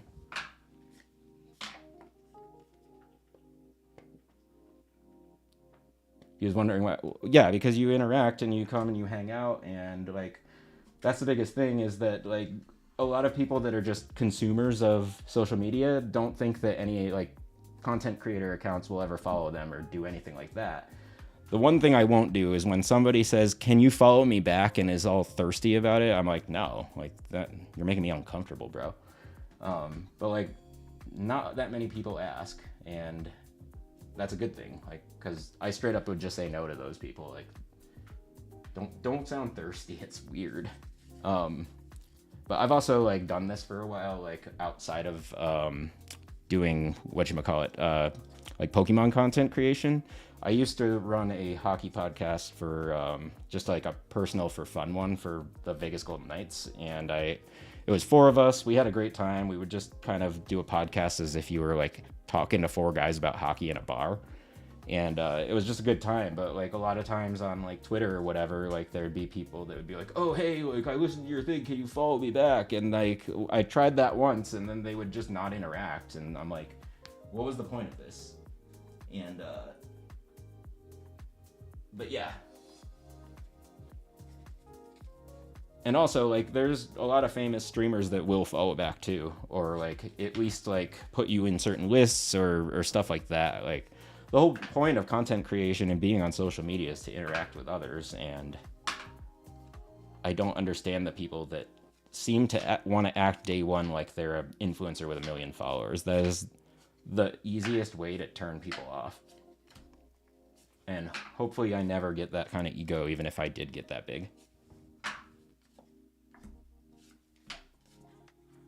Like, I just want to talk about this hobby and talk about my other interests, and I have a lot of like random interests that a lot of people like. Like, if people are into like cars on one stream, I can talk cars all day. If people want to talk about AI and tech and what it's going to do to the world and my predictions, I can do that all day too. I can talk military planes. Like, I don't know. I have really bad ADHD, and I've had it I've been diagnosed older in life, but I've had it like my entire life. And so when I get interested in something, I get really, really interested in it, and that's the only thing I think about for like X amount of time. And then some hobbies like wax and wane. Pokemon was one of those, but that was more because it wasn't cool when you were like 14 to be into Pokemon anymore. And so like I was just trying to get girls, man. Like, I was 14.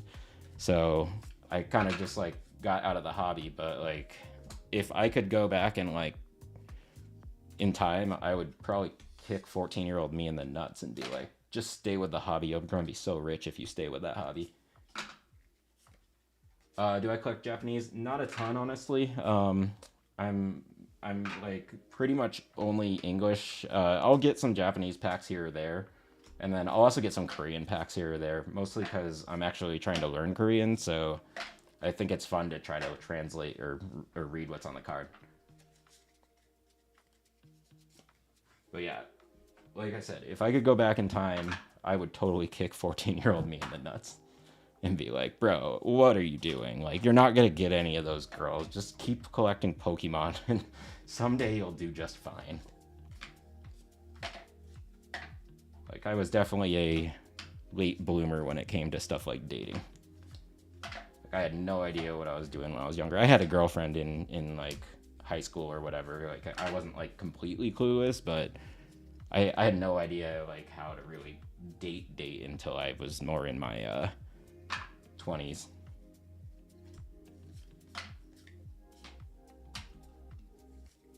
Probably also helped that in my mid to late 20s was when K-pop started blowing up in America, and then all of a sudden there was like an influx of women that were very interested in Asian men. Let me move these over for a second.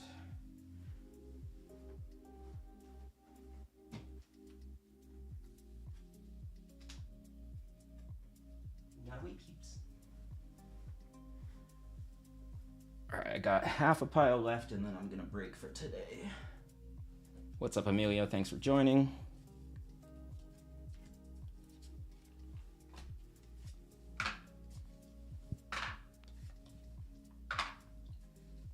Yeah, it's just kind of sad because so far in this hobby, I really hadn't seen anybody that was trying to gatekeep real bad until I ran into that account the other day. And like, I think I followed that account because, like I said, sometimes I'll go through my suggested list and follow people that have like 1,000 followers or more, and I think that was just one of those guys.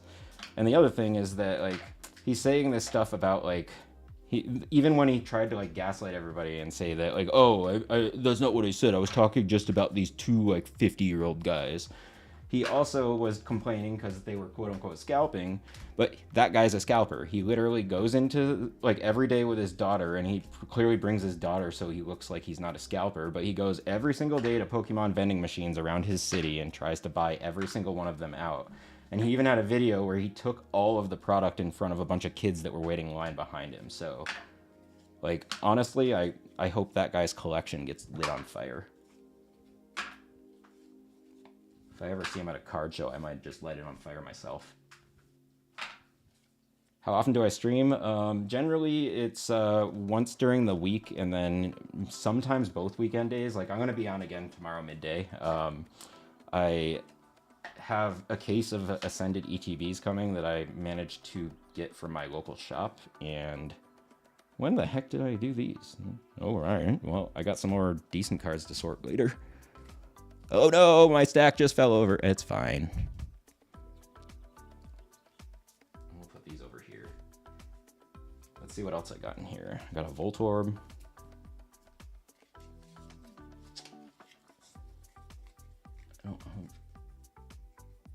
Yeah, the same guy that's Aegis Jace is going around his city every day with his daughter, and then if he finds a vending machine that has stock, he won't just buy one item, he'll buy everything that's available. And then like he'll make videos, like he made a video and took video of somebody else's kids and said, they just got all the stock out of this vending machine, it's not fair. And then he literally went to the next one with his daughter and did exactly the same thing. Like, I just feel bad for the daughter, like having to be raised by such a piece of crap like that.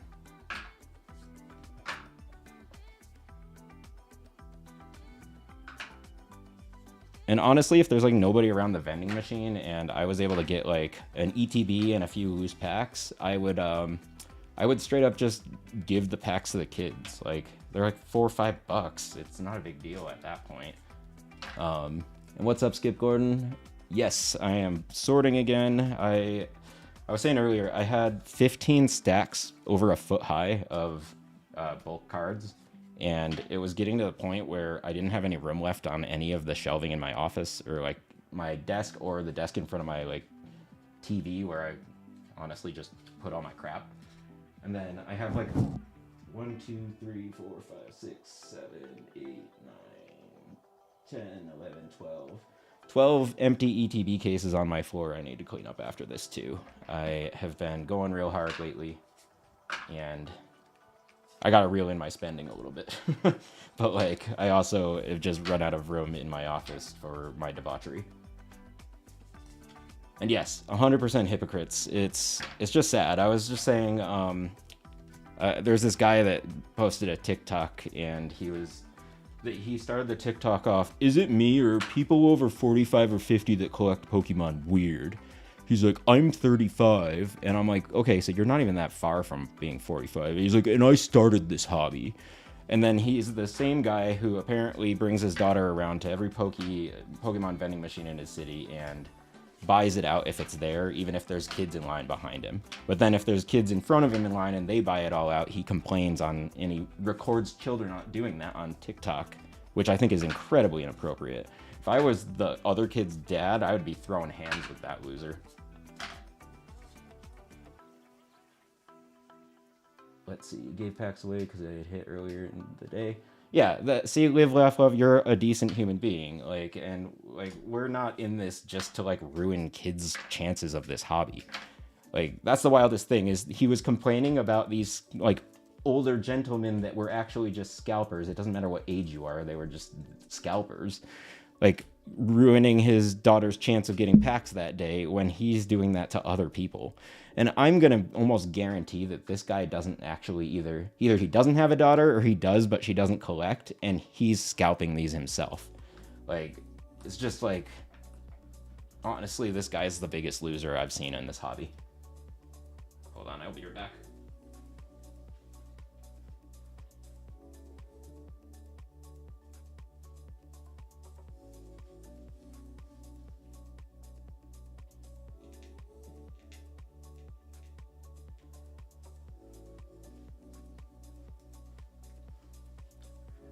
But yeah, so last thing I'll say about that for now is Bro Dude does not want me to stitch a video, because if I stitch a video, the gloves are coming off, and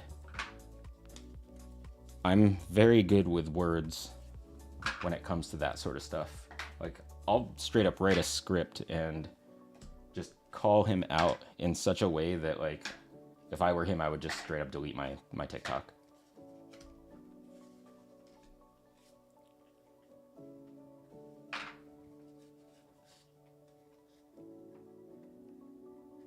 Yeah, Jace, that happens in Vegas especially all the time. Like, every time that you go to any Pokemon restock drop, there's a minimum, at even like a weekly restock at a Walmart, there's a minimum of 10 to 15 like people there that are the same people at every single other restock. They all know each other. They're in a little scalper clique, and like, they're just a bunch of losers. Like, they don't let anybody else get product because they get there first, and then they're always waiting in line. But I'm pretty sure the MJ Holdings lady is so sick of those guys that, like, when she sees them, if she sees somebody that she doesn't recognize, she's like, I'm gonna give that person stuff first. Yeah, they need to go back to sneakers, and they need to start or continue to freak out about One Piece instead of Pokemon. Like, get out of this hobby. It's like, that's why when that one guy went into Tommy's stream the other day, I'm like, ugh. Because a lot of these scalpers are also crypto bros.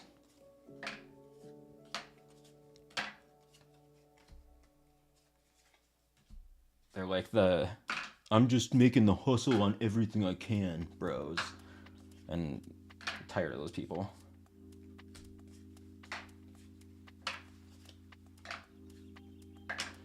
Oh, it feels so good to be almost done with one of these rows of stacks.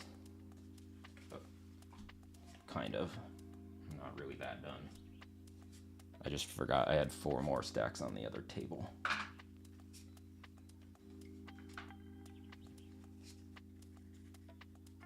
Yeah, One Piece is super hard to find because they're all doing that to One Piece now.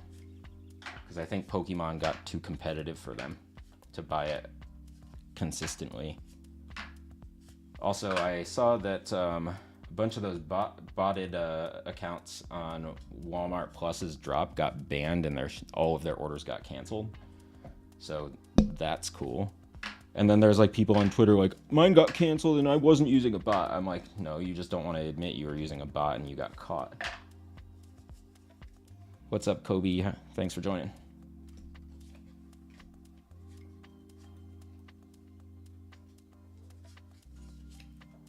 It's the same people that got their Pokemon Center orders canceled. I almost would bet money that everybody's order that was canceled, none of those people actually, or everybody who said that their order got canceled from Pokemon Center and that they weren't using a bot is just lying because they're mad that they got caught. Like, I know how this technology works. I know how these people can see that you're using a bot. Like, they're gonna look for the signals in their logs to say how much time it took for a certain person to check out, a certain person to get from page to page, stuff like that. That's how you can figure out who's using a bot and who's not. Now, yeah, like, if you have the process of clicking a certain order down, you might be able to be nearly as fast and look like a bot, but you know how rare that is? Like, even some, like, and you'd have to also have, like, fiber internet, like, there's just so many factors, and yeah. And let's see. Pokemon Company likes it this way. Remember the 90s with comics, they printed it to death. Yeah, I mean, I think, honestly, Wizards of the Coast kind of started this trend because they forced the first base set to be incredibly artificially scarce because they were trying to sell it out the back door themselves. And so part of it is that Wizards set that precedent, and then I think Pokemon just was like, you know, like, these things are already becoming rare and popular even like back then, so maybe we should continue to do like X number of print runs and then just not keep printing things. I will say, though, it would be cool if they still did first editions for each set. But they release so many sets now that they can't really do that. And 30th anniversary, yes, it has made it into kind of a perfect storm. I'll be interested to see what happens over the next couple years, if this continues to go up, up, and away, or if it inevitably falls back to earth, at least a little bit.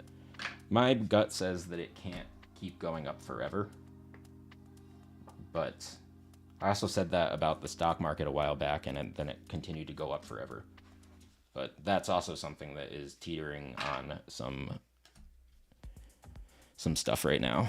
Because if you really think about it, as AI takes over more and more people's jobs, the people's jobs it's taking are in the top 10% of earners in America.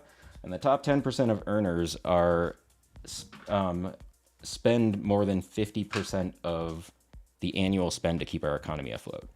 So the more people that continue to get laid off from their white-collar tech jobs that were making $250, $300 a year, and then they can't get another job for years, that's going to slowly trickle down across not just the economy for like tech workers and white-collar people. That's going to start to affect everybody, because then, think about it, like restaurants are going to slow down. So then the staff at restaurants are going to get laid off, and then all of a sudden we're in a worse recession than 2008. So I'm a little bit worried about some of that stuff. I have a background in both banking and tech, so I think I'm probably just knowledgeable enough to overthink things, but my prediction comes true. It's going to be really, really bad in a few years. It's actually why I got a job outside of tech that has a lot of regulations, so that I don't have to worry as much about my own career path for a while.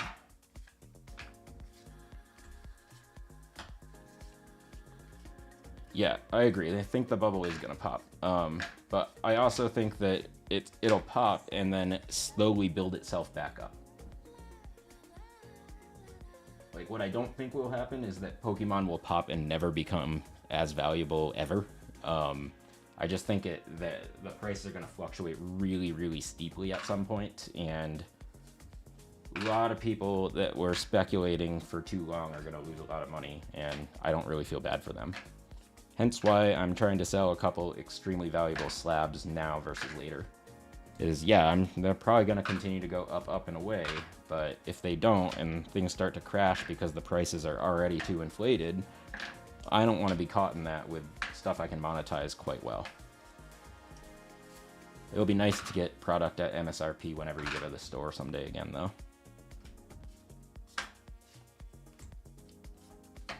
But also, like, all these people that are collecting right now, like, are we gonna just stop again randomly? Or is this something I'm gonna keep doing for many years? Because I don't feel like I'm gonna stop doing it anytime soon. But the people that are only in it for the money, as soon as the economy starts to shift, they're out. And those are most of the problem right now. Let's see. If it becomes wartime, I'm thinking it'll go back down. It would have to be very big wartime.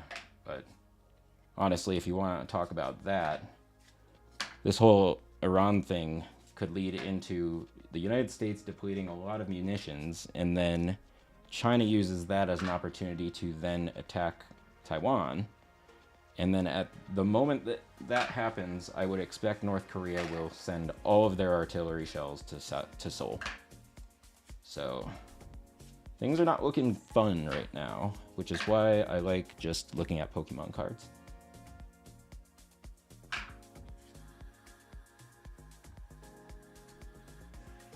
And once they catch up with print, man. Yeah, I agree that the fact that Pokemon's bought both a distribution company and a printing, or are expanding their printing capabilities, I think will help a ton. It's gonna be really wild though if then like it also crashed at the same time, because they're about to print some sets like insanely into the ground, and it's just gonna be very, very interesting if that happens. Then also the market crashes for Pokemon at the same time, and then all of a sudden like we're gonna have so much cheap product.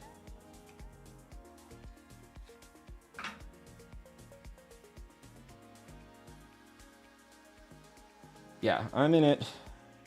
I mean, I won't say that I don't plan to make any money off this hobby. Like, that's part of it for me, but it's not the driver for me. The driver for me is to collect things that I think are cool, get anything that's, or take anything that is grade worthy and grade it, and then sell the stuff that I feel like selling. And that kind of changes by the day. Like, I'm sure someday I'll regret that I'm about to list my PSA 10 Poncho Pikachu Magikarp and then my other PSA 10 Van Gogh Pikachu felt hat. But right now, I would much rather have the money equivalent of what could be potentially over 15 grand. And it just makes more sense financially for me right now because I've been financially irresponsible enough by buying so many cards lately that I should be a little bit more responsible. And that is the fastest way to liquidate some value. Or create liquidity with the value, I should say. Plus, like, honestly, it's still just cardboard. Like, I love this cardboard, but when it comes to, like, should I be financially responsible long term so that I could maybe open up a card shop or do my own rip and ships, I should probably try to do some of that. Oh yeah, I'm in a bunch of debt right now, but most of it is because I decided I wasn't going to sacrifice my way of life while I got laid off, and I'm glad I didn't. I really am. I am.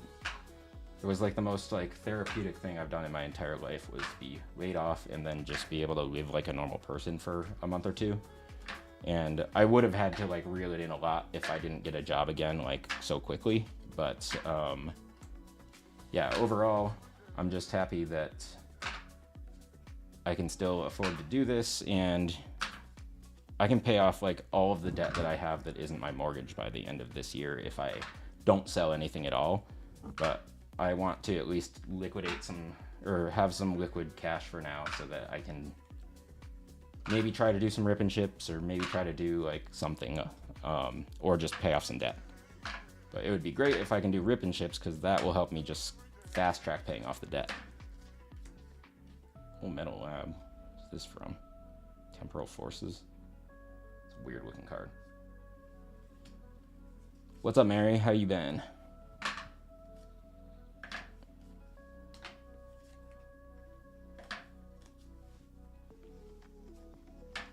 See, Mary, you can't buy in on my stream, so you're safe here. I'm doing well. I was just talking about the state of the Pokemon economy and the debt I have to pay off for buying way too many Pokemon cards, and about this one guy that I was been really annoyed at on TikTok because he said that anybody over 45 in this hobby is a weirdo. And I say to that guy should be put in a microwave.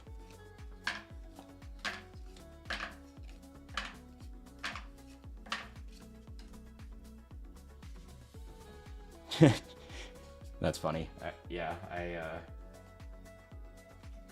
feel like all of us rip and ship fans need a safe space, so y'all can just hang out and watch me sort some cards.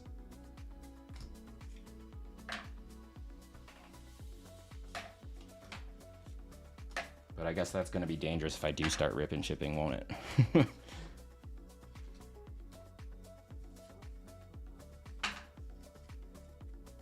Any Sprigatito? Which one are you looking for? The ultra rare or just the regular version?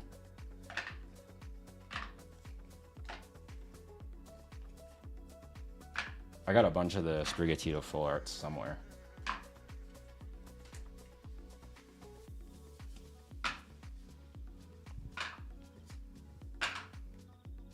Let's see, item, literally everything. Actually, give me a sec, I'll take a look. Item. Are you trying to master set Ascended, Mary?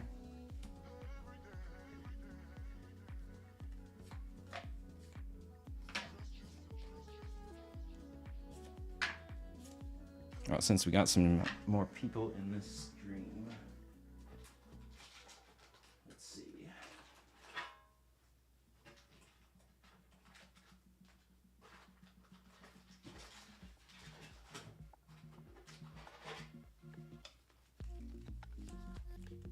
a second here. Actually, I'm pretty done with sorting for right this second. Let me move this tray out of my way. And since not all of you were here for the whole stream earlier, I'll show some of the pre-graded cards I'm about to send in. Sorry, my head's in the video. Look out. Look out. There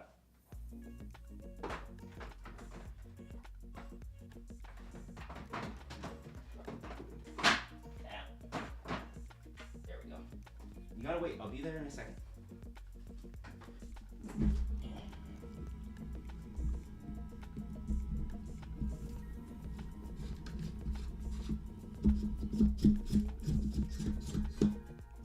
Sorry about that.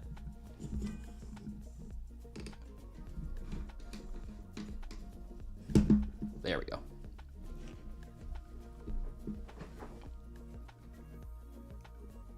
Here's my normal. There it is.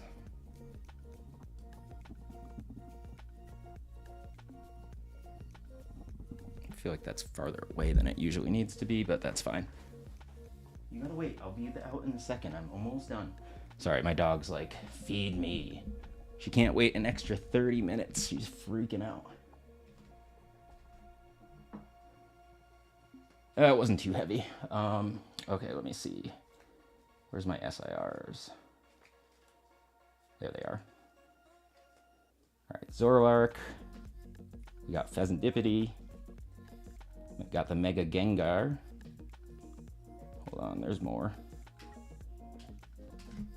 Just gotta go to the other part. Nope, not all from Tommy. So I pulled that Pheasantipity out of an ETB today. I pulled this Mega Meganium out of an ETB yesterday, and those are 2 out of 3 ETBs in the past day have had SARs. I have 2 Feraligators. Here's that one I won the stack with, though, is the Victini here. This thing's a PSA 10, like 100%. My luck has been, I don't understand it. Like, I usually have the worst luck. Like, I'm on pack like 200 something since I last saw a Evolution in Prismatic. Like, I'm done with that set. But like, I have all of these right now, and my other Rip and Ship, that's also my LCS Many Realms, pulled Mega Hawlucha SIR, as well as the Mega or Lily's Clefairy. And then Tommy also is still in the mail from Tommy is the Mega Dragonite SIR and another Mega Hawlucha. And I think there's one other SIR that Many Realms has that I'm forgetting. I think I have all of these already. I just don't have all of them yet in my possession. But I have like, I'm gonna master set this set. And yeah, I don't understand my luck. Like, I've tried it. I thought like, oh, I have luck no matter what set it is right now. That is super not true. Every time I've tried to open anything that isn't Ascended, I pull bulk. Like the stack that I won from Tommy, it was mostly Mega Evolution. Every single pack except like one was just straight up bulk. And the one that wasn't bulk was like an EX. Like I didn't even get an illustration rare, I'm pretty sure. And yes, apparently now I'm lucky. So thank you for getting bulked by Prismatic, I guess. I'm sorry that happened to you. But also, like, can we talk about how grade-worthy Ascended cards are? Like, I don't feel like that's just a me getting lucky thing. Like, generally they've been pretty well centered. And then they also have, like, literally no whitening at all. This is, like, the best quality set that they've printed ever, I think. And so I don't know if they started using a new printing company or something, but like they've done something where things are looking decent lately. Because even my illustration rares, like every now and then I'll get one that's really off-centered, but like the IRs from this set have all been pretty decent too. And then meanwhile, the God packs that I got, out of both God packs, I could only grade 2 cards, and it was the Zekrom and the Axew. The Reshiram was like so off-centered it was not gradable. That's fine. I actually had a Reshiram with PSA right now, but just trying to find all my Ascended ones that I'm gonna send in. I guess I have 2 Togekiss. There's that Zekrom I was talking about in the Axew. Dugtrio. Oh, got another one. Some Magic the Gathering. Y'all, I have so many Dragonites. I don't understand. Like, I think I have 6. I mean, how long has this set been out? I didn't go hard on this set until the ETBs dropped, and I don't understand. If I get one that isn't grade worthy and you want it, we can make a deal or something. Let me see.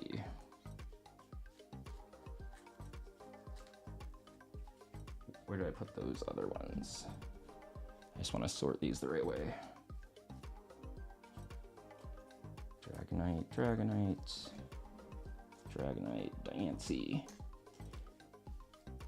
Yeah, so that's wild though. I'm like pretty much almost done with Ascended as a set. Like, I can't believe it. And I did invest in buying a case of ETBs to rip, as well as a case of 10 tins. So I'll be back tomorrow to rip some of those. I'm gonna try to slow roll it a little bit better than I have been, because I feel like I'm just like burning through packs so fast that I've spent a decent amount on. But yeah. Honestly, I will do one of those givvies for that. I'm trying to figure out if I have to have a TikTok shop in order to do that givvy that all the rip and shippers do, where there's the little icon in the top left that you press to enter a givvy. I don't know how to do it, but I kind of hope that I can make that work without being a vendor. But I'm pretty sure, yeah, I think you do. So honestly, I might just like sell like one like thing that's always out of stock, just so that I can get that thing to work. Because doing it outside of TikTok also can get you in trouble, and especially on lives for some reason. And well, I know why. It's because so many content creators will do a givey and then give it to their friends. I do have someone who does rip and ship. If I do too. So if you've never been to Many Realms stream, Many Realms is right now selling Ascended Heroes at various different levels. So if you buy the 3-pack or the 6-pack or above, they're $10 a pack for Ascended on Many Realms right now. And so it's crazy. What'd you win from the giveaway on Cash Card Unlimited, Live Laugh Love? And hold on, let me go grab something real quick.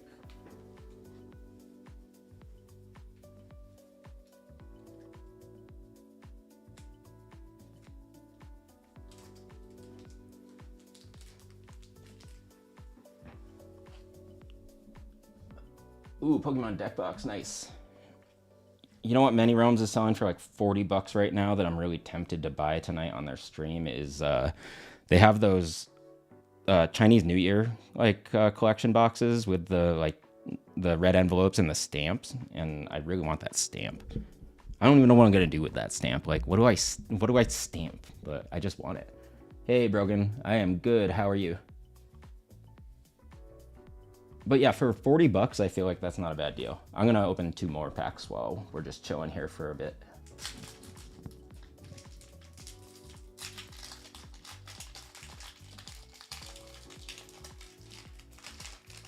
Nice. What kind of phone did you get? You go iPhone or Apple or Android?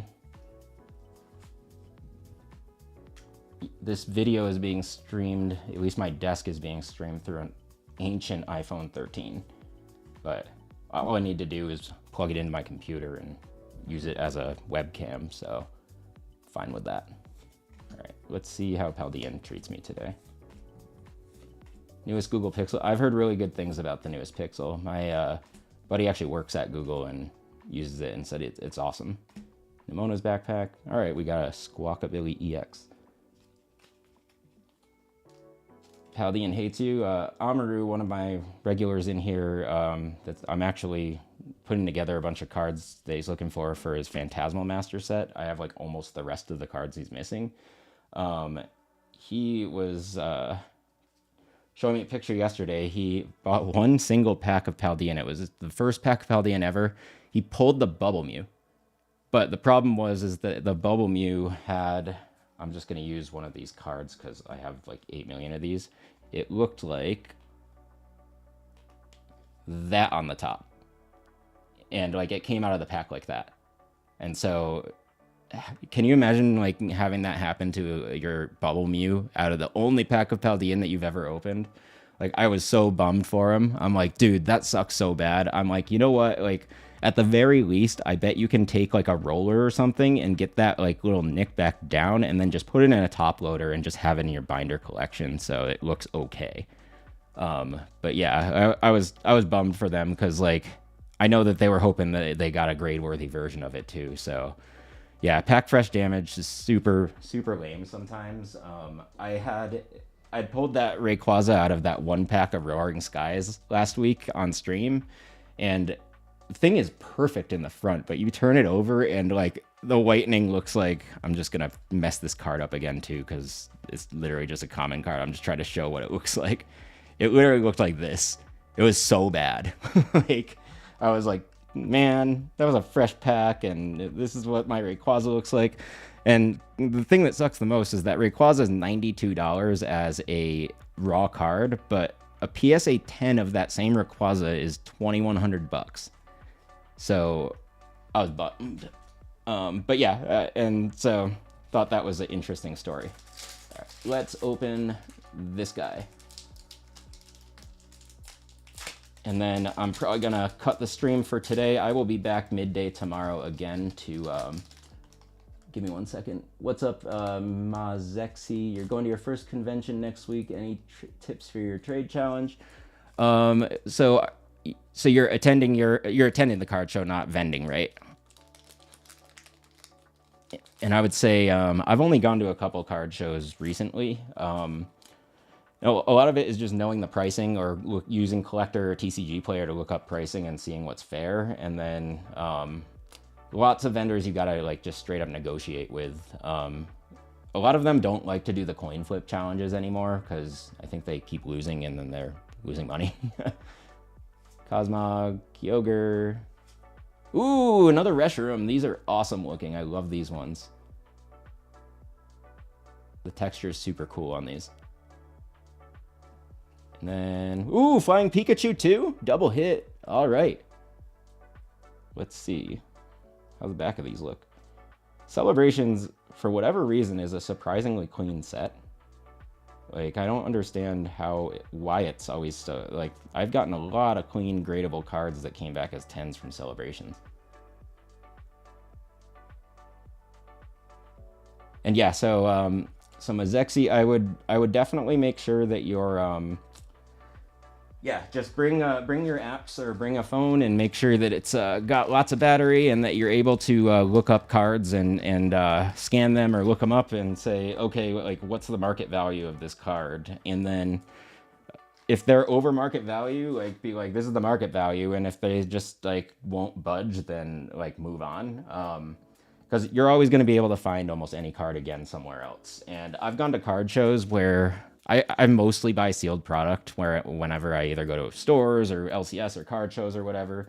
But yeah, there's usually a lot of vendors that have varied prices. And they like what I don't understand is like you'll find one guy who's like, let's just use an Ascended ETB for an example. You'll go there, you'll find one guy who has a price tag on it of $180.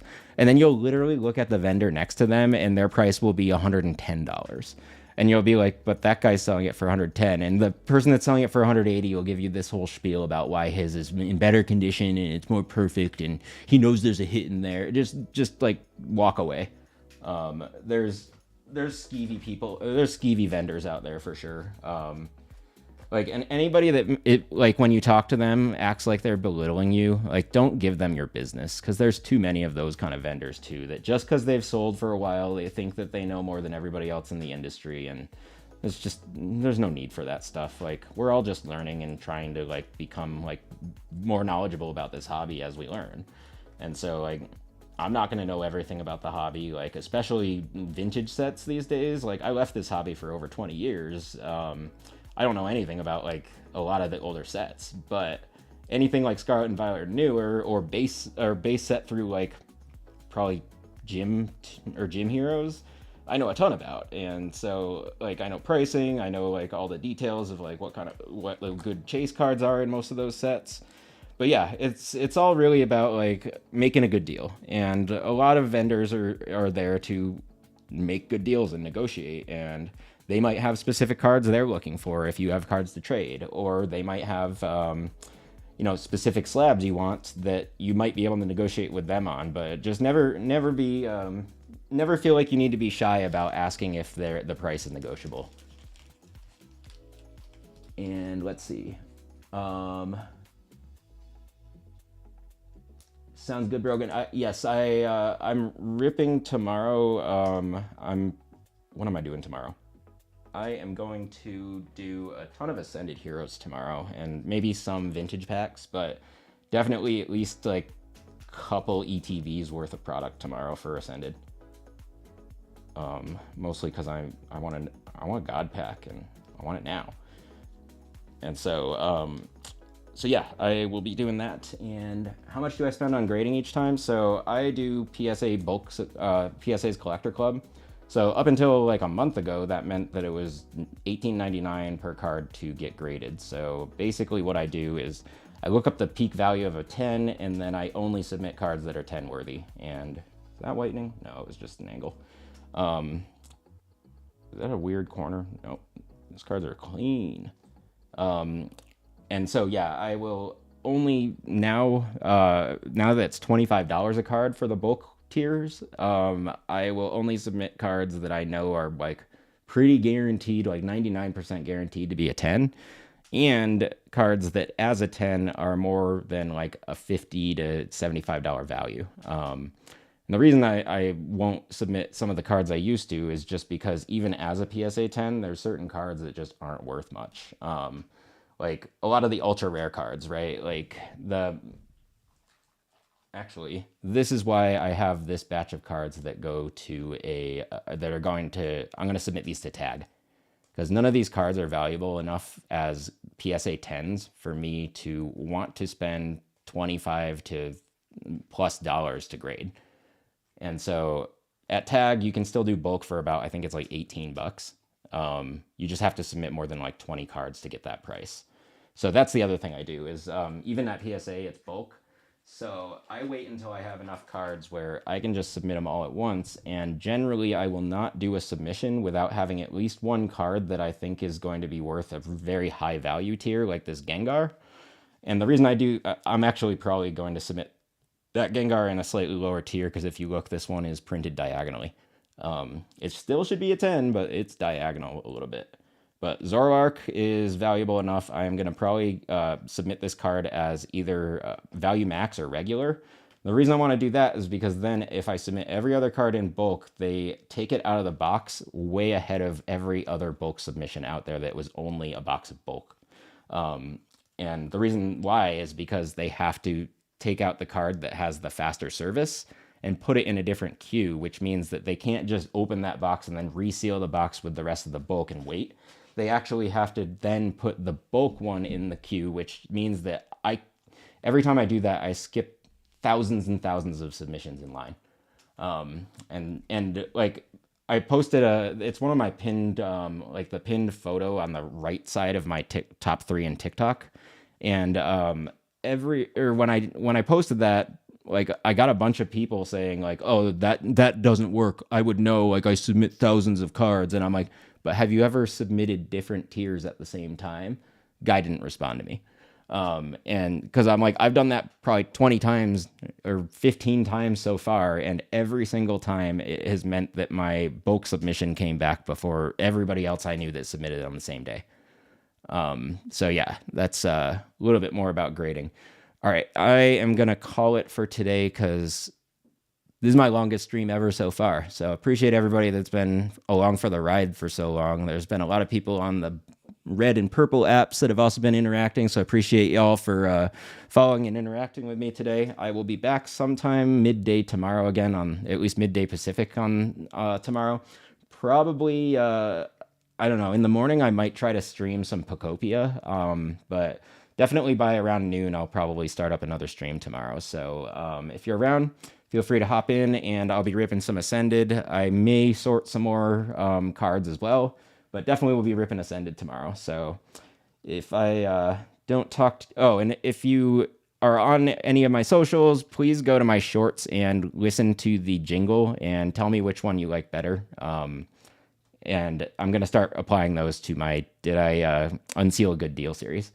So again, thank you all for hanging out with me. Really appreciate it. And I will talk to y'all soon. So till tomorrow or whenever I see y'all again. All right, later.